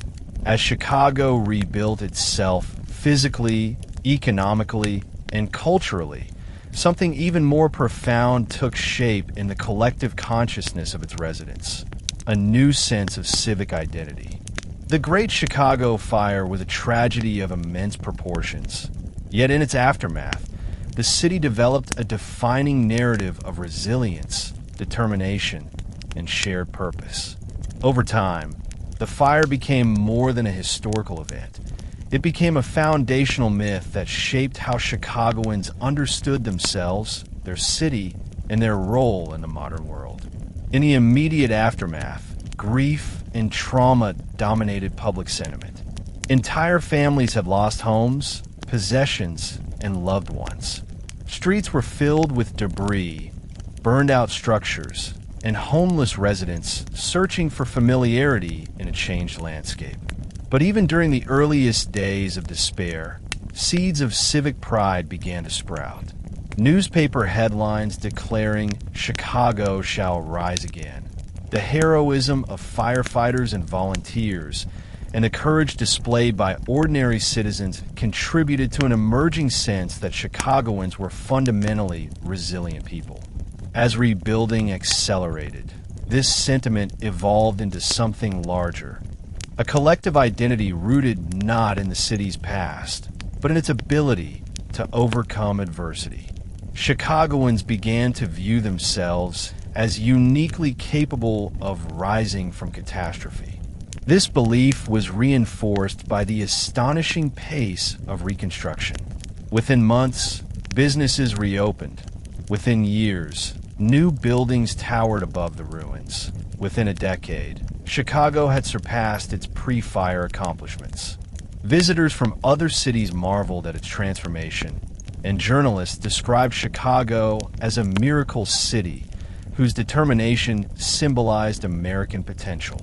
Public memory of the fire became a tool for unity. Community leaders commemorated anniversary events with speeches and reflections that emphasized the courage of residents and the lessons learned from the disaster. Civic organizations collected artifacts from the burn district, charred bricks, melted glass, twisted metal, and displayed them in public exhibits to remind future generations of their city's resilience. Schools taught children about the fire not only as a historical event, but as a moral lesson in cooperation, strength, and innovation. As the decades progressed, the fire became a cultural symbol woven into Chicago's storytelling traditions. Writers described the city as a phoenix rising from the ashes.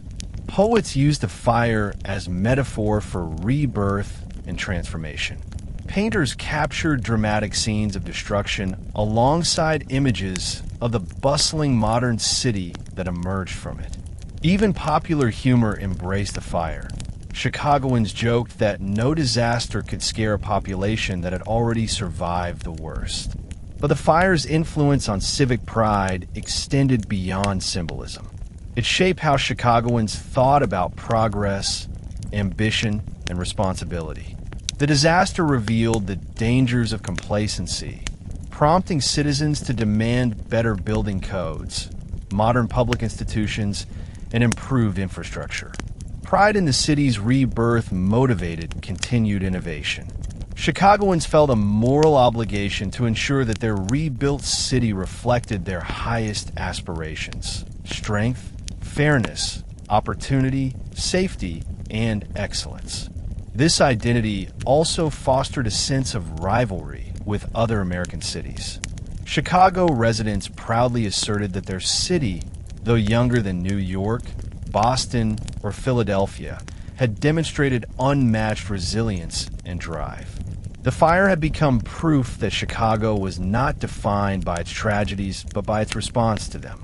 This belief helped fuel the city's ambition in later decades, driving its emergence as a leader in architecture, industry, transportation, and culture. Perhaps the most remarkable aspect of Chicago's post-fire identity was the way it united the city's diverse population. Immigrants from Europe, African Americans from the South, wealthy industrialists, and working-class laborers all shared in the pride of rebuilding. Despite their differences, they were all part of the same story, one of struggle, survival, and transformation. By the end of the 19th century, the Great Fire was no longer simply a memory. It had become a defining chapter in the city's narrative. Through public commemoration, cultural expression, and civic philosophy, the fire helped forge a unique identity, one that celebrated resilience, embraced innovation, and inspired Chicago to reach heights unimaginable in the aftermath of its darkest night. In the wake of the Great Chicago Fire, the city's political landscape entered a period of upheaval, opportunity, and intense public scrutiny. The disaster had exposed the limitations of Chicago's governmental systems, its outdated fire codes, insufficient water infrastructure, inadequate planning, and deeply entrenched patronage networks. Before the fire, city politics had operated under a familiar formula. Powerful aldermen, influential business elites, and sprawling party machines dominated civic life, often prioritizing personal gain over public welfare. But after the inferno reduced miles of neighborhoods to ash, residents began demanding more from their elected leaders. As the population cried out for safety, accountability, and infrastructure reform, Chicago's political system was forced into a dramatic transformation. Initially, City Hall found itself overwhelmed. Officials struggled to coordinate relief efforts, maintain public order, and rebuild essential services. Meetings were held in temporary quarters because government buildings had burned. City records were lost, and committees scrambled to reconstruct lists of property owners, tax rolls, and legal files. Political leaders, many of whom were used to operating within comfortable patronage systems, suddenly faced challenges requiring swift, competent, and transparent action. Despite public pressure, however, political friction quickly emerged. The fire created a climate in which every decision was urgent, but politicians disagreed profoundly on how to proceed. Some aldermen called for sweeping structural reforms, arguing that Chicago needed a modernized government to handle the scale of reconstruction. Others resisted change, fearing that reform efforts would threaten their influence, disrupt patronage networks, or alienate wealthy donors. These competing motives often clashed in council meetings, where debates became heated and frequently descended into shouting matches. One of the earliest and most contentious political battles centered on taxation.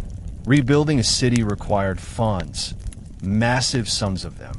Streets needed repaving, water systems needed upgrading, sewers required expansion, and fireproof public buildings needed to be constructed.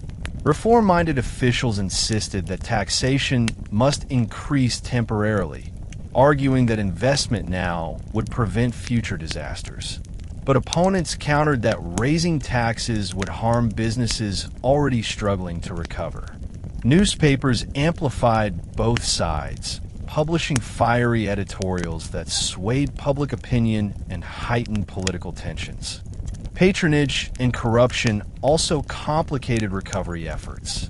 Before the fire, ward bosses routinely exchanged political favors for votes, jobs, and influence. This system, deeply rooted in Chicago's civic culture, shaped how contracts were awarded for construction, debris clearing, and infrastructure repair. In the immediate post-fire environment, the awarding of rebuilding contracts became a battleground. Reformers demanded transparent bidding processes, while political machines sought to maintain control over lucrative deals. Accusations of bribery, favoritism, and inflated costs filled the newspapers, fueling public distrust and sparking calls for ethics reforms. Despite these struggles, the fire also created opportunities for political innovation. New agencies and departments emerged to address evolving needs. The fire department expanded dramatically, adopting new equipment, improved training, and stricter building inspections. Public works offices reorganized to handle major engineering projects, including water intake tunnels, sewer upgrades, and street-level improvements. The health department, previously underfunded, grew in influence as overcrowded refugee camps and sanitation concerns highlighted the need for professional oversight. The political climate also fostered emerging voices that might otherwise have been marginalized. Immigrant communities, long excluded from political influence, began organizing in greater numbers. Their leaders advocated for fairer housing regulations, better sanitation in ethnic neighborhoods, and reduced discrimination in public services. Working-class laborers found political champions who fought for safer workplace conditions and more equitable wages. Women, though still unable to vote, gained political influence through civic organizations that pressured City Hall on issues such as public health, education, and poverty. By the late 1870s, Chicago's political system had undergone a profound transformation. It remained imperfect. Corruption did not vanish, nor did factional battles. But the disaster had forced the city to confront its weaknesses and adapt in ways unimaginable before the fire. City Hall emerged stronger, more organized, and more responsive to public needs. Though political conflict continued, it now unfolded within a framework shaped by urgency, accountability, and a shared memory of disaster. Ultimately, the Great Chicago Fire reshaped the city's political identity just as powerfully as it reshaped its architecture. It created a civic environment in which leadership mattered more than ever, and where public demand for competence began to outweigh the influence of old patronage systems. In the charred remains of the city, a new kind of politics began to take root, one that would shape the trajectory of Chicago for decades to come. As the city progressed through the 1870s, the political environment evolved into a fierce contest between two powerful forces: civic reformers who sought to modernize Chicago's governance and entrenched political machines determined to maintain their influence. This struggle defined the city's post-fire political identity and shaped its long-term civic development. The fire had ignited public anger toward governmental inadequacies, giving reformers unprecedented momentum. At the same time, machine politicians recognized that the rebuilding process presented enormous opportunities for wealth and power. What followed was a decade-long struggle that blended idealism, ambition, corruption, and pragmatic negotiation. Reformers came from a variety of backgrounds: business leaders, newspaper editors, attorneys, religious figures, women's organizations, and middle-class professionals committed to civic improvement. They believed the fire illustrated the consequences of poor planning and lax regulation. Their goals included modern building codes, improved sanitation systems, expanded fire safety measures, and more transparent government operations. Many reformers embraced the emerging ideology of the progressive era, arguing that cities should be governed through expertise rather than political favoritism. Machine politicians, on the other hand, viewed reformers with suspicion. Machines had dominated local politics for decades, providing jobs, favors, and services to loyal voters in exchange for political support. Patronage networks were complex but effective, particularly in immigrant neighborhoods where machine bosses helped newcomers find housing, employment, and legal assistance. These machines believed reformers threatened their influence by demanding merit-based hiring, stricter oversight, and the elimination of patronage-based contracts. The clash between these forces became especially visible in city council debates. Reform-minded aldermen proposed ordinances to strengthen building inspections, regulate new construction materials, and impose fines on non-compliant property owners. Machine aldermen frequently blocked these measures, arguing they were too expensive, too intrusive, or too disruptive to small businesses. Debates often lasted for hours, with both sides accusing the other of harming the city's recovery. Newspapers amplified these conflicts, transforming City Hall into a stage for public opinion. The Chicago Tribune championed reform, publishing investigative articles that exposed corruption, criticized lax enforcement, and demanded accountability. Other papers, however, aligned themselves with machine politicians, defending patronage as a necessary system that ensured loyalty and helped marginalized communities. These press battles influenced elections, shaped civic identity, and fueled public discourse. They believed the fire illustrated the consequences of poor planning and lax regulation. Their goals included modern building codes, improved sanitation systems, expanded fire safety measures, and more transparent government operations. Many reformers embraced the emerging ideology of the progressive era, arguing that cities should be governed through expertise rather than political favoritism. Machine politicians, on the other hand, viewed reformers with suspicion. Machines had dominated local politics for decades, providing jobs, favors, and services to loyal voters in exchange for political support. Patronage networks were complex but effective, particularly in immigrant neighborhoods where machine bosses helped newcomers find housing, employment, and legal assistance. These machines believed reformers threatened their influence by demanding merit-based hiring, stricter oversight, and the elimination of patronage-based contracts. The clash between these forces became especially visible in city council debates. Reform-minded aldermen proposed ordinances to strengthen building inspections, regulate new construction materials, and impose fines on non-compliant property owners. Machine aldermen frequently blocked these measures, arguing they were too expensive, too intrusive, or too disruptive to small businesses. Debates often lasted for hours, with both sides accusing the other of harming the city's recovery. Newspapers amplified these conflicts, transforming City Hall into a stage for public opinion. The Chicago Tribune championed reform, publishing investigative articles that exposed corruption, criticized lax enforcement, and demanded accountability. Other papers, however, aligned themselves with machine politicians, defending patronage as a necessary system that ensured loyalty and helped marginalized communities. These press battles influenced elections, shaped civic identity, and fueled public discourse. One of the most significant battlegrounds was the question of police reform. After the fire, the city's police force struggled to maintain order in crowded refugee camps, protect rebuilt districts from theft, and enforce new regulations. Reformers demanded a professionalized police department, arguing that officers should be hired based on merit, trained scientifically, and removed from political control. Machine politicians fiercely resisted these efforts, fearing that losing control of the police would weaken their ability to enforce loyalty in key wards.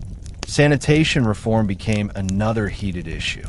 Reformers recommended expanding sewer systems, regulating waste disposal, and enforcing cleanliness standards in tenement districts. Machine politicians pushed back, claiming that these measures burdened landlords and immigrant families already struggling to recover. The public, however, increasingly supported reform, recognizing that disease outbreaks posed a serious risk to the city's future. Despite machine resistance, reformers achieved several victories. New building codes were implemented, fire safety regulations strengthened, systems of public health inspection expanded, and some civil service rules were adopted. Yet machines also adapted, finding new ways to consolidate power through savvy alliances, voter mobilization, and negotiation. They maintained influence in immigrant neighborhoods by providing services that the city government often neglected. The political struggle between reformers and machine politicians did not produce immediate winners or losers. Instead, it created a dynamic balance of power that shaped Chicago's governance well into the 20th century. Reformers forced accountability, increased transparency, and drove modernization. Machines ensured that working class and immigrant communities, often overlooked by reformers, remained politically engaged and represented. In this way, the struggle itself became a defining feature of Chicago politics, a push and pull between idealism and pragmatism, modernization and tradition, efficiency and loyalty. The fire had catalyzed the fight, but the city's growth ensured that the battle would continue, shaping the political soul of Chicago long after the last embers faded. Following the Great Chicago Fire, one of the most complex and emotionally charged challenges facing the city was the need to restore public trust in policing, safety, and order. During the fire itself, the police force had performed heroically in many cases, directing evacuations, maintaining crowd control, and assisting fire crews wherever possible. Yet the chaos that followed the disaster revealed structural weaknesses. Thousands of people were homeless. Possessions lay unguarded among the ruins. Refugee camps were overcrowded, and rumors of theft and looting spread rapidly. Though many of these rumors were exaggerated, the sense of vulnerability was very real. Rebuilding public trust required not only strengthening the police force, but transforming how it operated within the community. Before the fire, Chicago's police force was heavily influenced by political machines. Officers were hired through patronage, with appointments often based on loyalty rather than competence. Training was minimal, equipment outdated, and oversight inconsistent. The fire exacerbated these deficiencies, as displaced residents crowded into temporary shelters. Tensions rose between different ethnic groups, between workers and employers, and between residents and law enforcement. In this volatile environment, reformers and ordinary citizens alike clamored for change. One of the first steps post-fire officials took was expanding the size of the police force. Thousands of new residents were pouring into the city, and new neighborhoods were forming at an astonishing pace. To maintain order, the police needed more officers, better equipment, and improved stations. The city authorized significant budget increases for law enforcement, much of which went toward hiring, training, and modernizing facilities. Training reforms were particularly significant. Previously, officers learned on the job, absorbing practices from senior policemen who themselves had minimal formal instruction. After the fire, reformers pushed for professional training programs. New recruits were educated in patrol tactics, arrest procedures, crime prevention, crowd management, and communication methods. They were also taught to respond to emergencies, fires, collapses, health crises in ways that coordinated with other public agencies. Technology also began transforming policing. Telegraph systems improved communication between stations, allowing quicker responses to emergencies. The city invested in better street lighting, particularly in dense residential districts, to reduce crime at night. Patrol routes were reorganized to cover newly rebuilt areas, ensuring that officers were present where they were needed most. These improvements significantly increased the police force's efficiency and contributed to a sense of safety among residents. Yet the relationship between the police and the public remained complicated. Immigrant communities, particularly those from Europe, often distrusted law enforcement based on experiences in their home countries. Many viewed police as instruments of political oppression. After the fire, tensions grew as officers attempted to enforce new sanitation rules, housing regulations, and construction codes, laws that residents sometimes resented.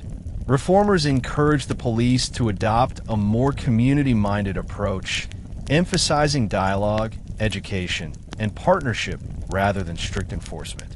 While progress was uneven, some officers embraced this philosophy, becoming trusted figures in their neighborhoods. Labor unrest also shaped the evolution of public safety.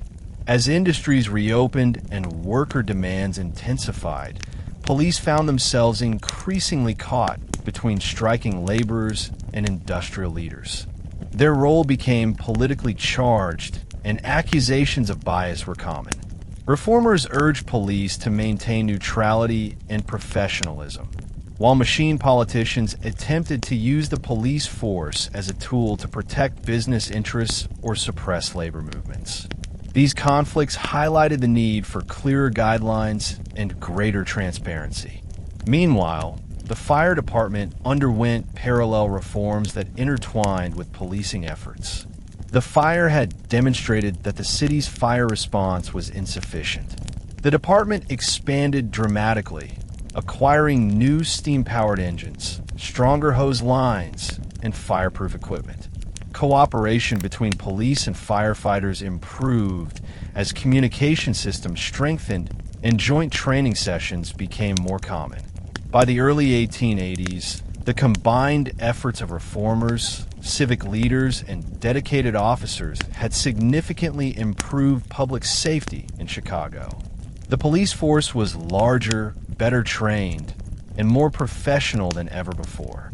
Though political influence remained a challenge, the city had made real progress in transforming an overwhelmed, patronage-based department into a modern law enforcement agency.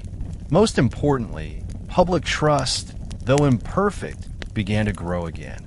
Residents saw officers patrolling newly lit streets, responding quickly to emergencies, and assisting in community affairs. The memory of the fire, with its chaos and desperation, reminded citizens and officials alike of the importance of a reliable safety system. Policing had become not merely a means of controlling the city, but a partnership between officers and the public, rooted in shared responsibility, improved communication, and a commitment to preventing, not merely reacting to disaster. In rebuilding Chicago, civic leaders learned a crucial lesson. Safety was not just about buildings, codes, or equipment. It was about trust, communication, and the dedication of those sworn to protect the city and its people. In the decades leading up to the Great Chicago Fire, Chicago was already rising quickly as one of the nation's most important cities, a hub of railroads, industry, and trade. But the fire transformed Chicago's relationship with the rest of the country in ways few could have anticipated. The destruction was so vast, the challenge so immense, and the recovery so astonishingly rapid that Chicago became, in the eyes of the nation, a symbol of American resilience, ingenuity, and ambition. What began as a tragedy soon evolved into one of the defining national narratives of the 19th century, the story of a young city refusing to die.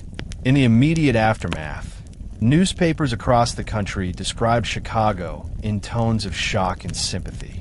Images of smoldering ruins and displaced families dominated front-page headlines from New York to San Francisco. Many predicted that the city's rise had ended, that the destruction was too severe, the losses too great, the trauma too deep. Some cities even speculated that businesses would relocate permanently, that trade routes would shift, and that Chicago's brief moment of prominence was over. Instead, the opposite occurred. Within days, messages of support, donations, and supplies poured into the city. Relief committees formed in dozens of states. Churches, schools, and civic organizations held fundraising events. Trains arrived loaded with food, clothing, lumber, and medicine. Across the nation, Chicago became a cause, the focus of a massive humanitarian movement that united Americans from wildly different backgrounds. This national outpouring forged emotional connections between Chicago and the rest of the country, connections that would endure long after the disaster faded from memory. But what truly transformed Chicago's national reputation was the speed and confidence with which the city rebuilt. Businesses reopened within days. Investors poured millions of dollars into reconstruction. Newspapers marveled at the sight of new buildings rising while smoke still lingered in the air. Rail lines resumed operations almost immediately, reestablishing Chicago as the central transportation hub of the United States. Factories returned to full production within months, ensuring that Chicago would remain the industrial engine of the Midwest. Reporters visiting the city found more than rebuilding. They found determination woven into the character of the people. They described the citizens of Chicago as courageous, relentless, and resourceful. Stories circulated of families rebuilding homes from donated lumber, children attending school in temporary tents, workers laboring day and night to clear debris, and business owners racing to resume operations.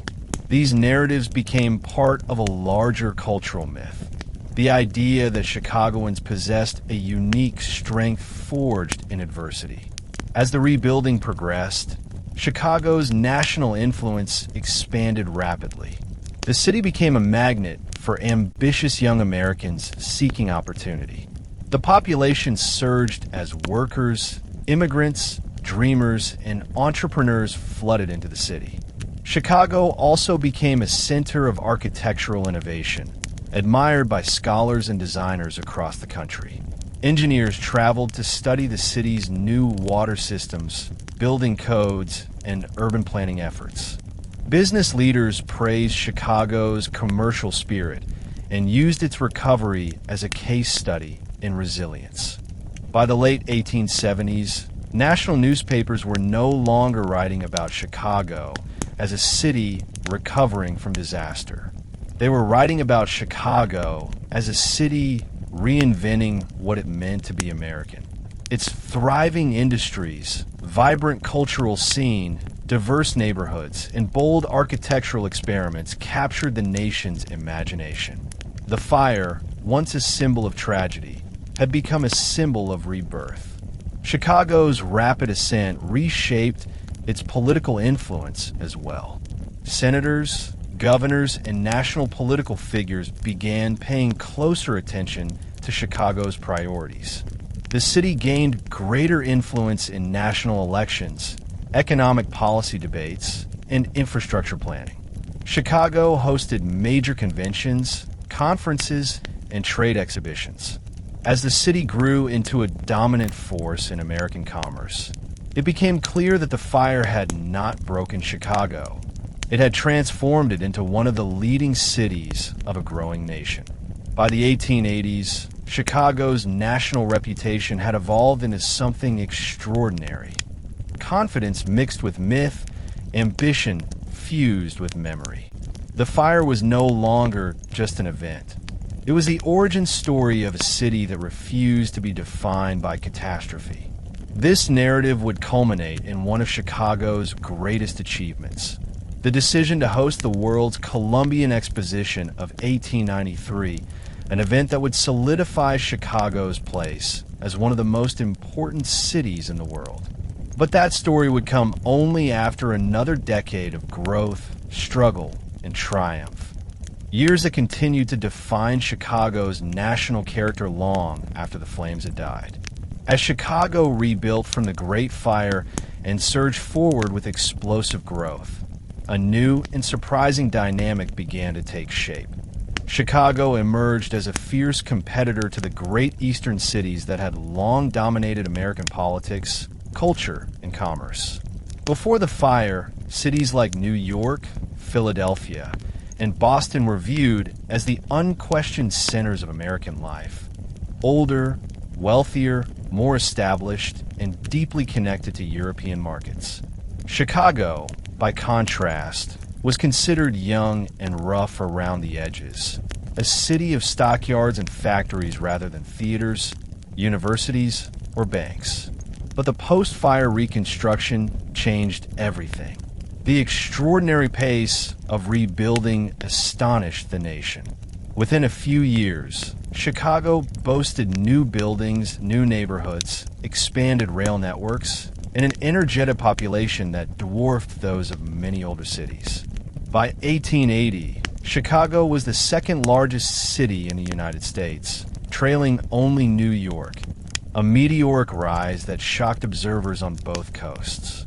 As Chicago's population and economy surged, competition intensified. New York, long the epicenter of finance and trade, began viewing Chicago not as a distant rival, but as a legitimate threat. Chicago's rail connections to the Midwest allowed it to dominate agricultural markets, shipping grain, meat, timber, and manufactured goods across the nation. Eastern merchants increasingly depended on Chicago for raw materials and goods, giving Chicago unprecedented leverage. Grain prices set in Chicago influenced global markets. Meatpacking innovations in Chicago reshaped food industries worldwide. Manufacturing models developed in Chicago were studied by industrialists from Boston to London. Culturally, Chicago challenged eastern cities as well. Theaters rebuilt after the fire rivaled those of Philadelphia and Boston in elegance and popularity. Musical performances, art exhibitions, and literary societies blossomed. Newspapers like the Chicago Tribune expanded their reach, influencing national political debates. Chicago's intellectual life, fueled by its diverse population and rapid growth, began attracting scholars, writers, and thinkers who found the city's energy irresistible. This cultural rise unsettled Eastern elites, who often dismissed Chicago as crude or unrefined. Writers in New York publications caricatured Chicagoans as boisterous, money-obsessed, or lacking in sophistication. Chicagoans responded with pride, embracing the idea that they were tougher, more innovative, and more authentically American than their coastal critics. This rivalry became part of Chicago's identity, an underdog story in which the city continually proved its doubters wrong. Politically, Chicago demanded attention as well. Its booming population meant greater representation in Congress. Its economic power made it a crucial player in debates over tariffs, transportation policy, and national infrastructure. Presidents, senators, and cabinet members began visiting Chicago more frequently, acknowledging its influence. One of the fiercest areas of competition was urban technology and infrastructure. Eastern cities had older systems, some advanced, others outdated. Chicago, however, was building from scratch. Freed from antiquated layouts and obsolete infrastructure, Chicago implemented cutting-edge engineering solutions, modern water systems, improved sanitation networks, new fireproof construction techniques, and eventually revolutionary steel frame skyscrapers. Engineers from Boston, Philadelphia, and even European capitals visited Chicago to study these innovations. Perhaps the most symbolic moment in this rivalry came during the campaign for the 1893 World's Fair. Both New York and Chicago desperately wanted to host the event. New York argued that it was the cultural capital of the nation. Chicago countered that it represented the future, a place of growth, diversity, and innovation. After intense lobbying, political maneuvering, and public debate, Congress awarded the fair to Chicago. This victory stunned eastern cities and cemented Chicago's national reputation as a leader of American modernity. By the time the fair opened, Chicago had achieved the impossible. It had convinced the nation that a city born from ashes could rival, and even surpass, its older, more established competitors. Through ambition, energy, and an unwavering belief in its own destiny, Chicago transformed itself from a frontier town into a national powerhouse. The rivalry with the East was more than economic.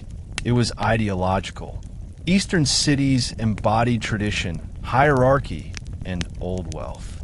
Chicago embodied reinvention, opportunity, and the democratic spirit of the American frontier.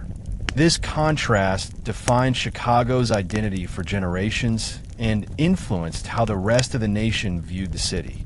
And in the decades that followed, Chicago would continue proving that its greatest strength lay not in its past, but in its ability to dream bigger than anyone thought possible.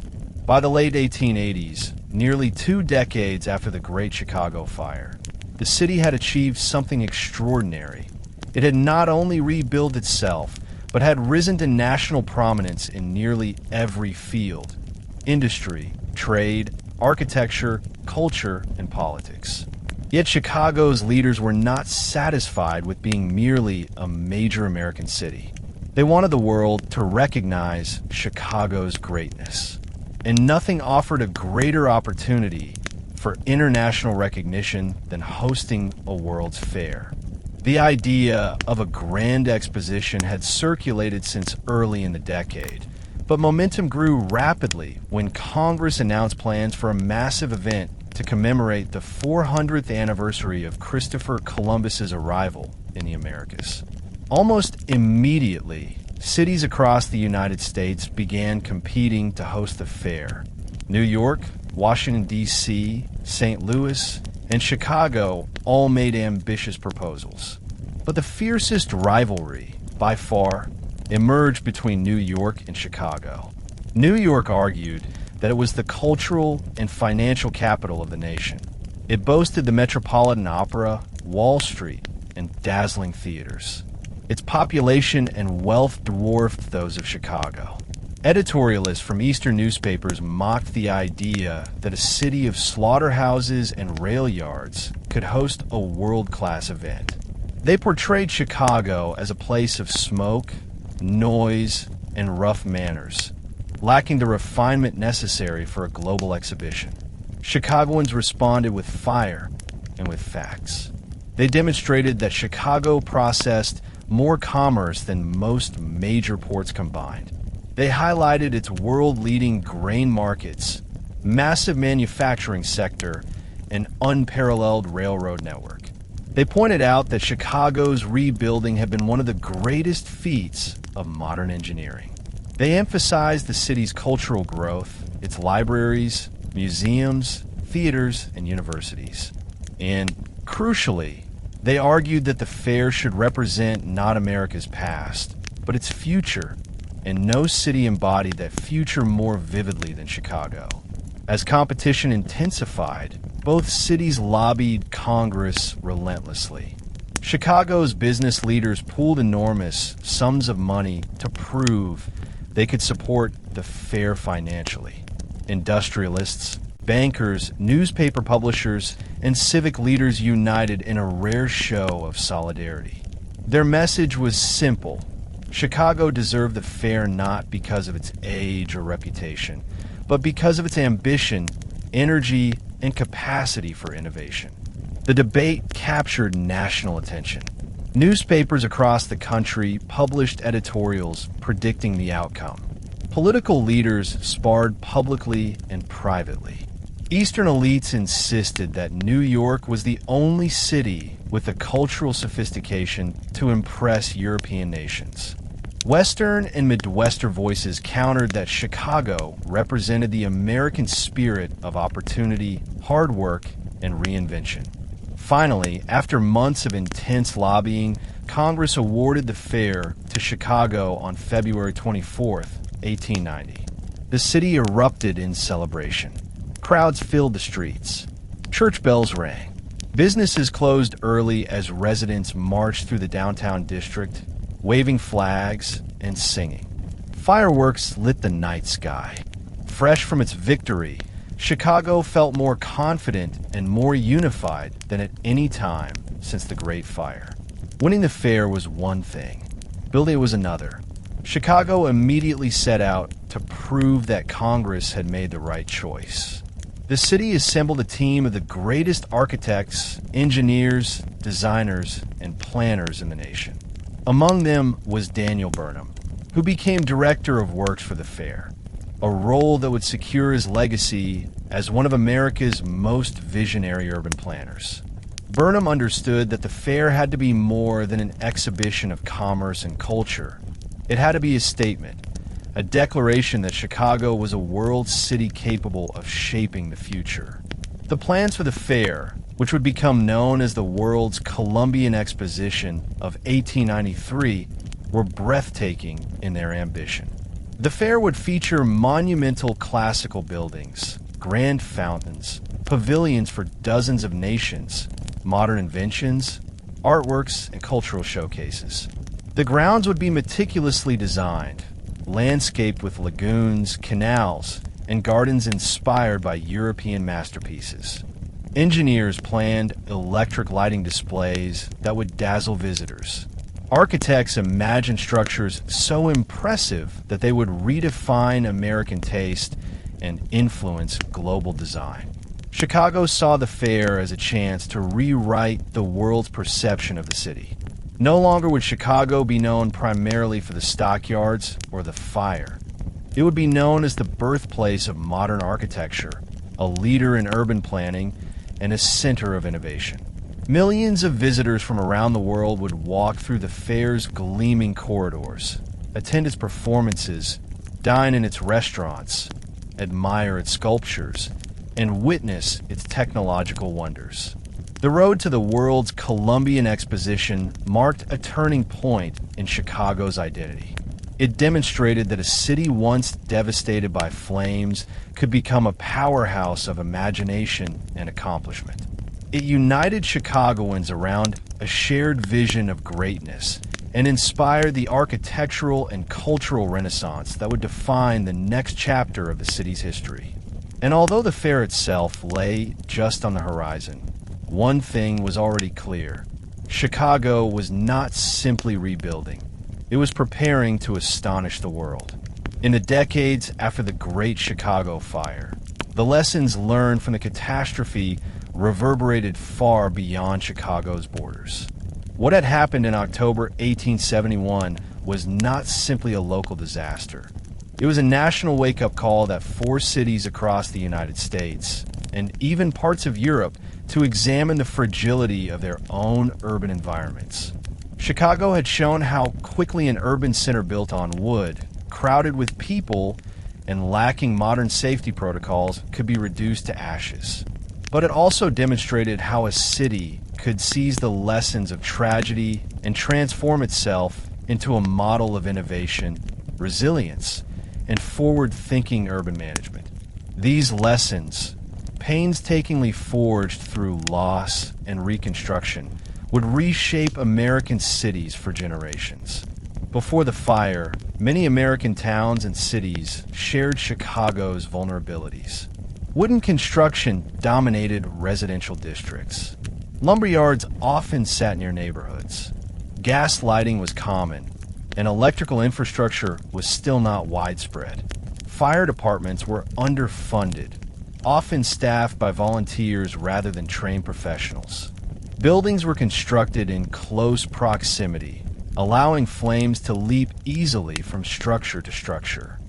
Few cities had meaningful safety codes, and even fewer enforced the codes they had. Chicago's destruction exposed the dangers of complacency. In the months following the fire, urban leaders and engineers from other cities visited Chicago to study both the causes of the disaster and the strategies emerging during reconstruction. Reports circulated in newspapers and engineering journals, analyzing the failures of Chicago's pre-fire infrastructure. Poorly maintained cisterns, insufficient water pressure, wooden sidewalks and roofs, overcrowded tenements, and a fire department stretched beyond its limits. These findings sparked nationwide conversations about fire safety and urban planning. Cities such as St. Louis, Cincinnati, Detroit, Milwaukee, and Minneapolis began revising their building codes, requiring fireproof materials in commercial districts and improving public water systems. Boston, which suffered its own major fire in 1872, adopted new construction standards after experiencing firsthand the disastrous effects of outdated infrastructure. Chicago's example also influenced structural engineering on a global scale. European architects and planners, particularly in England and Germany, studied the city's post-fire regulations and marveled at the speed of its reconstruction. The idea that a city could be rebuilt better, more safely, more efficiently, and with modern planning principles resonated deeply at a time when industrialization was rapidly transforming urban environments worldwide. American engineers published technical papers detailing new fireproofing methods, iron and steel reinforcement, improved masonry techniques, and strategies for separating industrial and residential areas. But perhaps the most influential legacy of the Chicago fire was the shift in public expectation. Before 1871, many Americans saw city fires as unavoidable tragedies, acts of fate rather than preventable disasters. Chicago shattered this belief. The scale of the destruction forced residents, politicians, and journalists to confront the reality that better planning could have mitigated the damage. This realization led to a growing sentiment that city governments had a responsibility to protect residents through strong building regulations, modernized infrastructure, and coordinated emergency services. This mindset eventually became a cornerstone of progressive era reforms. Chicago's innovations, fire-resistant building materials, professionalized fire departments, zoning regulations, and public education campaigns spread across the country. Cities adopted hydrant systems for faster access to water. Fire-resistant roofing became standard in many states. Municipalities reformed their fire insurance systems, tying premiums to safety compliance. Fire chiefs became respected officials who collaborated with engineers and architects to ensure safer structures. The Chicago River Reversal Project, though completed decades after the fire, also stemmed from the need for improved sanitation and public health infrastructure that became evident during the city's reconstruction. This massive engineering achievement influenced water management strategies nationwide, proving that cities could reshape their natural environments to protect residents. By the early 20th century, the lessons of Chicago had transformed American urban life. The fire had forced the entire nation to rethink how cities should grow, how buildings should be constructed, and how governments should protect their citizens. Though born from devastation, these lessons saved countless lives in the decades that followed. Today, every modern American building code, fire drill, hydrant system, and public safety regulation carries echoes of the Great Chicago Fire, a reminder of a tragedy that reshaped not only one city, but the entire concept of urban safety. The Great Chicago Fire is often remembered for destruction, but its greatest legacy may be the revolutionary transformation it sparked in architecture. Before the fire, Chicago's skyline was dominated by 3- or 4-story brick buildings, modest in height, traditional in design and limited by the constraints of masonry technology. The tragedy of 1871 cleared vast stretches of land, giving architects and engineers something they rarely had: blank space in a major city. This unexpected opportunity, combined with advancements in engineering and construction that accelerated during the rebuilding years, transformed Chicago into the birthplace of the modern skyscraper, a legacy that continues to shape cities around the world. Before the fire, architects were often confined by convention. Building styles relied heavily on European influences, and construction techniques had changed little for centuries. Masonry walls grew thicker as buildings rose taller, imposing natural limits on height. The fire destroyed these outdated structures and, in doing so, erased the architectural inertia that kept innovation in check. Chicago's post-fire environment fostered creativity and experimentation. The demand for new offices, homes, and commercial spaces was overwhelming. Business owners wanted buildings that were not only safe but efficient, modern, and capable of attracting customers and tenants. Architects such as William Luke Berengini, Louis Sullivan, and Dankmar Adler embraced this challenge. Their collaboration with engineers resulted in breakthrough designs that transformed architecture from an art rooted in decoration to a discipline grounded in structural innovation. One of the most revolutionary ideas to emerge from this period was the metal skeleton frame. Instead of relying on thick masonry walls for support, buildings could now be constructed with internal iron or steel frames, dramatically reducing weight and allowing structures to soar to new heights. Ginny's Home Insurance Building, completed in 1885, is often considered the world's first skyscraper. Though only 10 stories tall by modern standards, it represented an architectural revolution. Its steel frame construction allowed lighter walls, larger windows, and greater height, all while reducing construction costs. This breakthrough directly stemmed from the engineering mindset that had developed after the Great Fire. The destruction had forced Chicago's architects to rethink fundamental building principles, making them pioneers in structural design. Louis Sullivan, often called the father of modernism, added an artistic dimension to these engineering innovations. He championed the principle form follows function, arguing that a building's purpose should shape its appearance.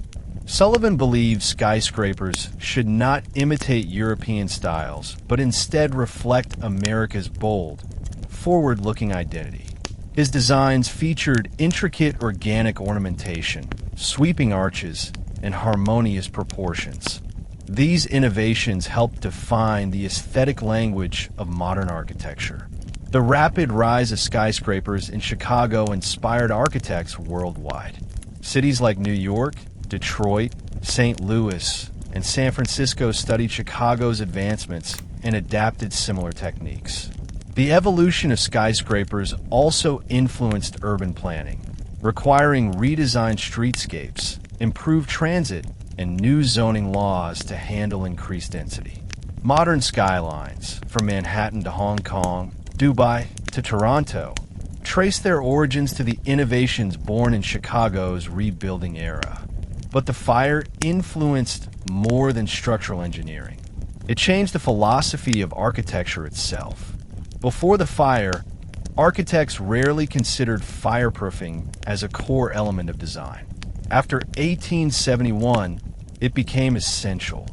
New buildings incorporated fire-resistant materials, cross-ventilation systems, fireproof stairwells, and innovative interior layouts designed to reduce risk.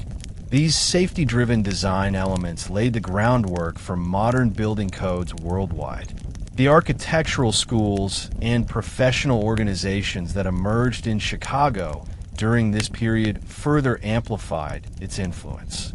Institutions like the Chicago School of Architecture, the Art Institute's architecture programs, and various engineering societies cultivated generations of architects who carried Chicago's innovations to other cities. By the early 1900s, Chicago had become a global epicenter of architectural thought, a city where the future of design was being imagined, tested, and brought to life. In this sense, the Great Chicago Fire did more than destroy a city. It erased constraints, unleashed imagination, and sparked a global architectural revolution. The skyscraper, a symbol of modernity and progress, was born not from luxury or idle experimentation, but from the ashes of devastation. Chicago's rebuilt skyline stands today as a monument to the power of human creativity and a reminder that innovation often emerges from moments of profound challenge.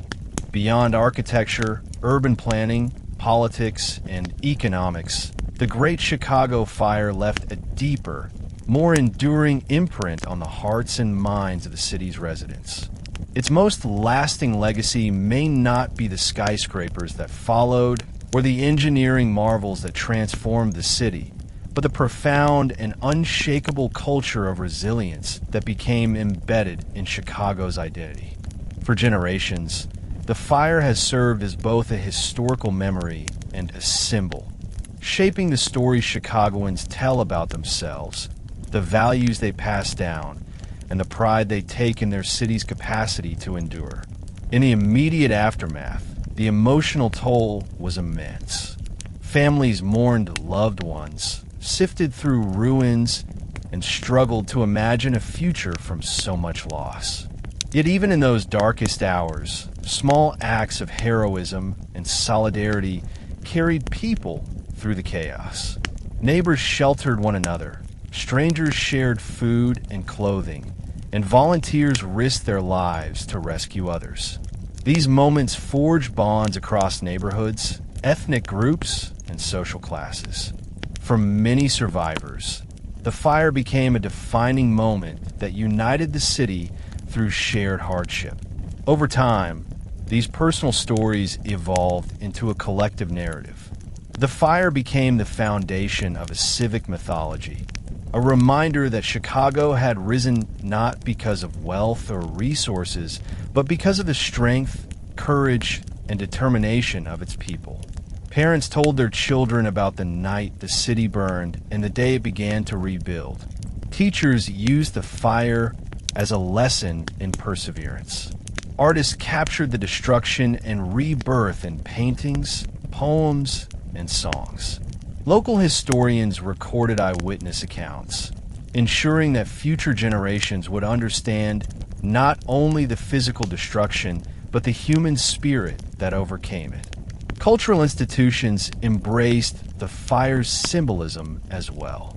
Museums collected artifacts from the ruins: charred wood, melted glass, scorched metal tools, fragments of burned books, and displayed them as reminders of the city's past.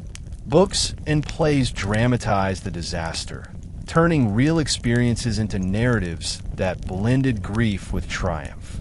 Even public events like parades, anniversaries, and speeches incorporated references to the fire, reinforcing the idea that Chicago's identity was shaped by its ability to rise again. This resilience became a cultural touchstone during future crises. When labor unrest erupted in the 1880s, Chicagoans reminded themselves that they had survived worse. When economic downturns shook the nation, Chicago's newspapers evoked the fire to inspire confidence. When the city faced political scandals, epidemics, and new disasters, the memory of 1871 served as a reminder of what Chicagoans were capable of overcoming. The fire also fostered a distinct social character. Chicagoans developed a reputation for toughness, practicality, and forward thinking. They embraced directness, resourcefulness, and a certain gritty pride. We rebuilt from ashes became more than a historical fact. It became a cultural mindset that shaped how residents viewed challenges and opportunities. This identity persists today, embedded in the city's humor, language, sports culture, and everyday conversations. Yet the cultural legacy of the fire is not solely a celebration of resilience. It is also a memorialization of loss. The fire forced Chicago to confront hard truths about inequality, unsafe housing, poor planning, and social neglect. It destroyed the homes of thousands of working-class families while sparing many wealthier districts. It exposed the vulnerabilities of marginalized communities and stirred debates about justice, fairness, and the responsibilities of government. These lessons became part of Chicago's moral consciousness, influencing future reform movements, public health campaigns, and social activism. Today, the Great Chicago Fire remains one of the most iconic chapters in American history, not just because of its flames, but because of its aftermath. It stands as a testament to the incredible capacity of human beings to rebuild, reinvent, and reimagine their world. Chicago's skyline, neighborhoods, institutions, and culture bear the mark of the fire's influence even now. Every building constructed with modern materials, every fire drill held in a school, every architectural innovation celebrated in the city carries the unseen legacy of 1871. In the end, the story of the Great Chicago Fire is not only about destruction. It is about endurance, community, and the belief that even in the face of catastrophic loss, a city and its people can rise stronger than before. Chicago's spirit today is inseparable from this legacy, making the fire not just a moment in history, but a continuing source of identity, pride, and purpose for generations. And that brings us to the end of today's deep journey through the Great Chicago Fire of 1871, a story not only of destruction, but of transformation, innovation, and the unbreakable power of human resilience. Today, you learned how. A single spark reduced an entire metropolis to ashes. Families, immigrants, and workers found strength in unity and rebuilt their lives. Architects, engineers, and planners reinvented the city with bold new ideas. Chicago's skyline changed forever, eventually giving birth to the modern skyscraper. Public health, safety, politics, labor rights, and social reforms evolved because of the fire. The city transformed from a burned ruin into a global powerhouse, admired around the world. The moral of this history? Even the greatest tragedies can spark the greatest transformations. Chicago taught the world that from devastation can come innovation, from ashes can come ambition, and from suffering can come strength. If one city can rise from nothing to become a symbol of progress, then anyone, anywhere, can rise from their darkest moments too. Thank you for joining me on this long and powerful journey through time. If you enjoyed this episode, if it moved you, inspired you, or taught you something new, then I invite you to return again. Because here on History Teller YT, we bring history to life, one story at a time. There are many more untold stories waiting, of empires built and broken, of forgotten heroes, of wars, inventions, revolutions, mysteries, and miracles. And I'll be right here to guide you through them. Until next time, stay curious, stay inspired, and remember, history is not just the past. It is the fire that shapes our future. This is History Teller YT, signing off.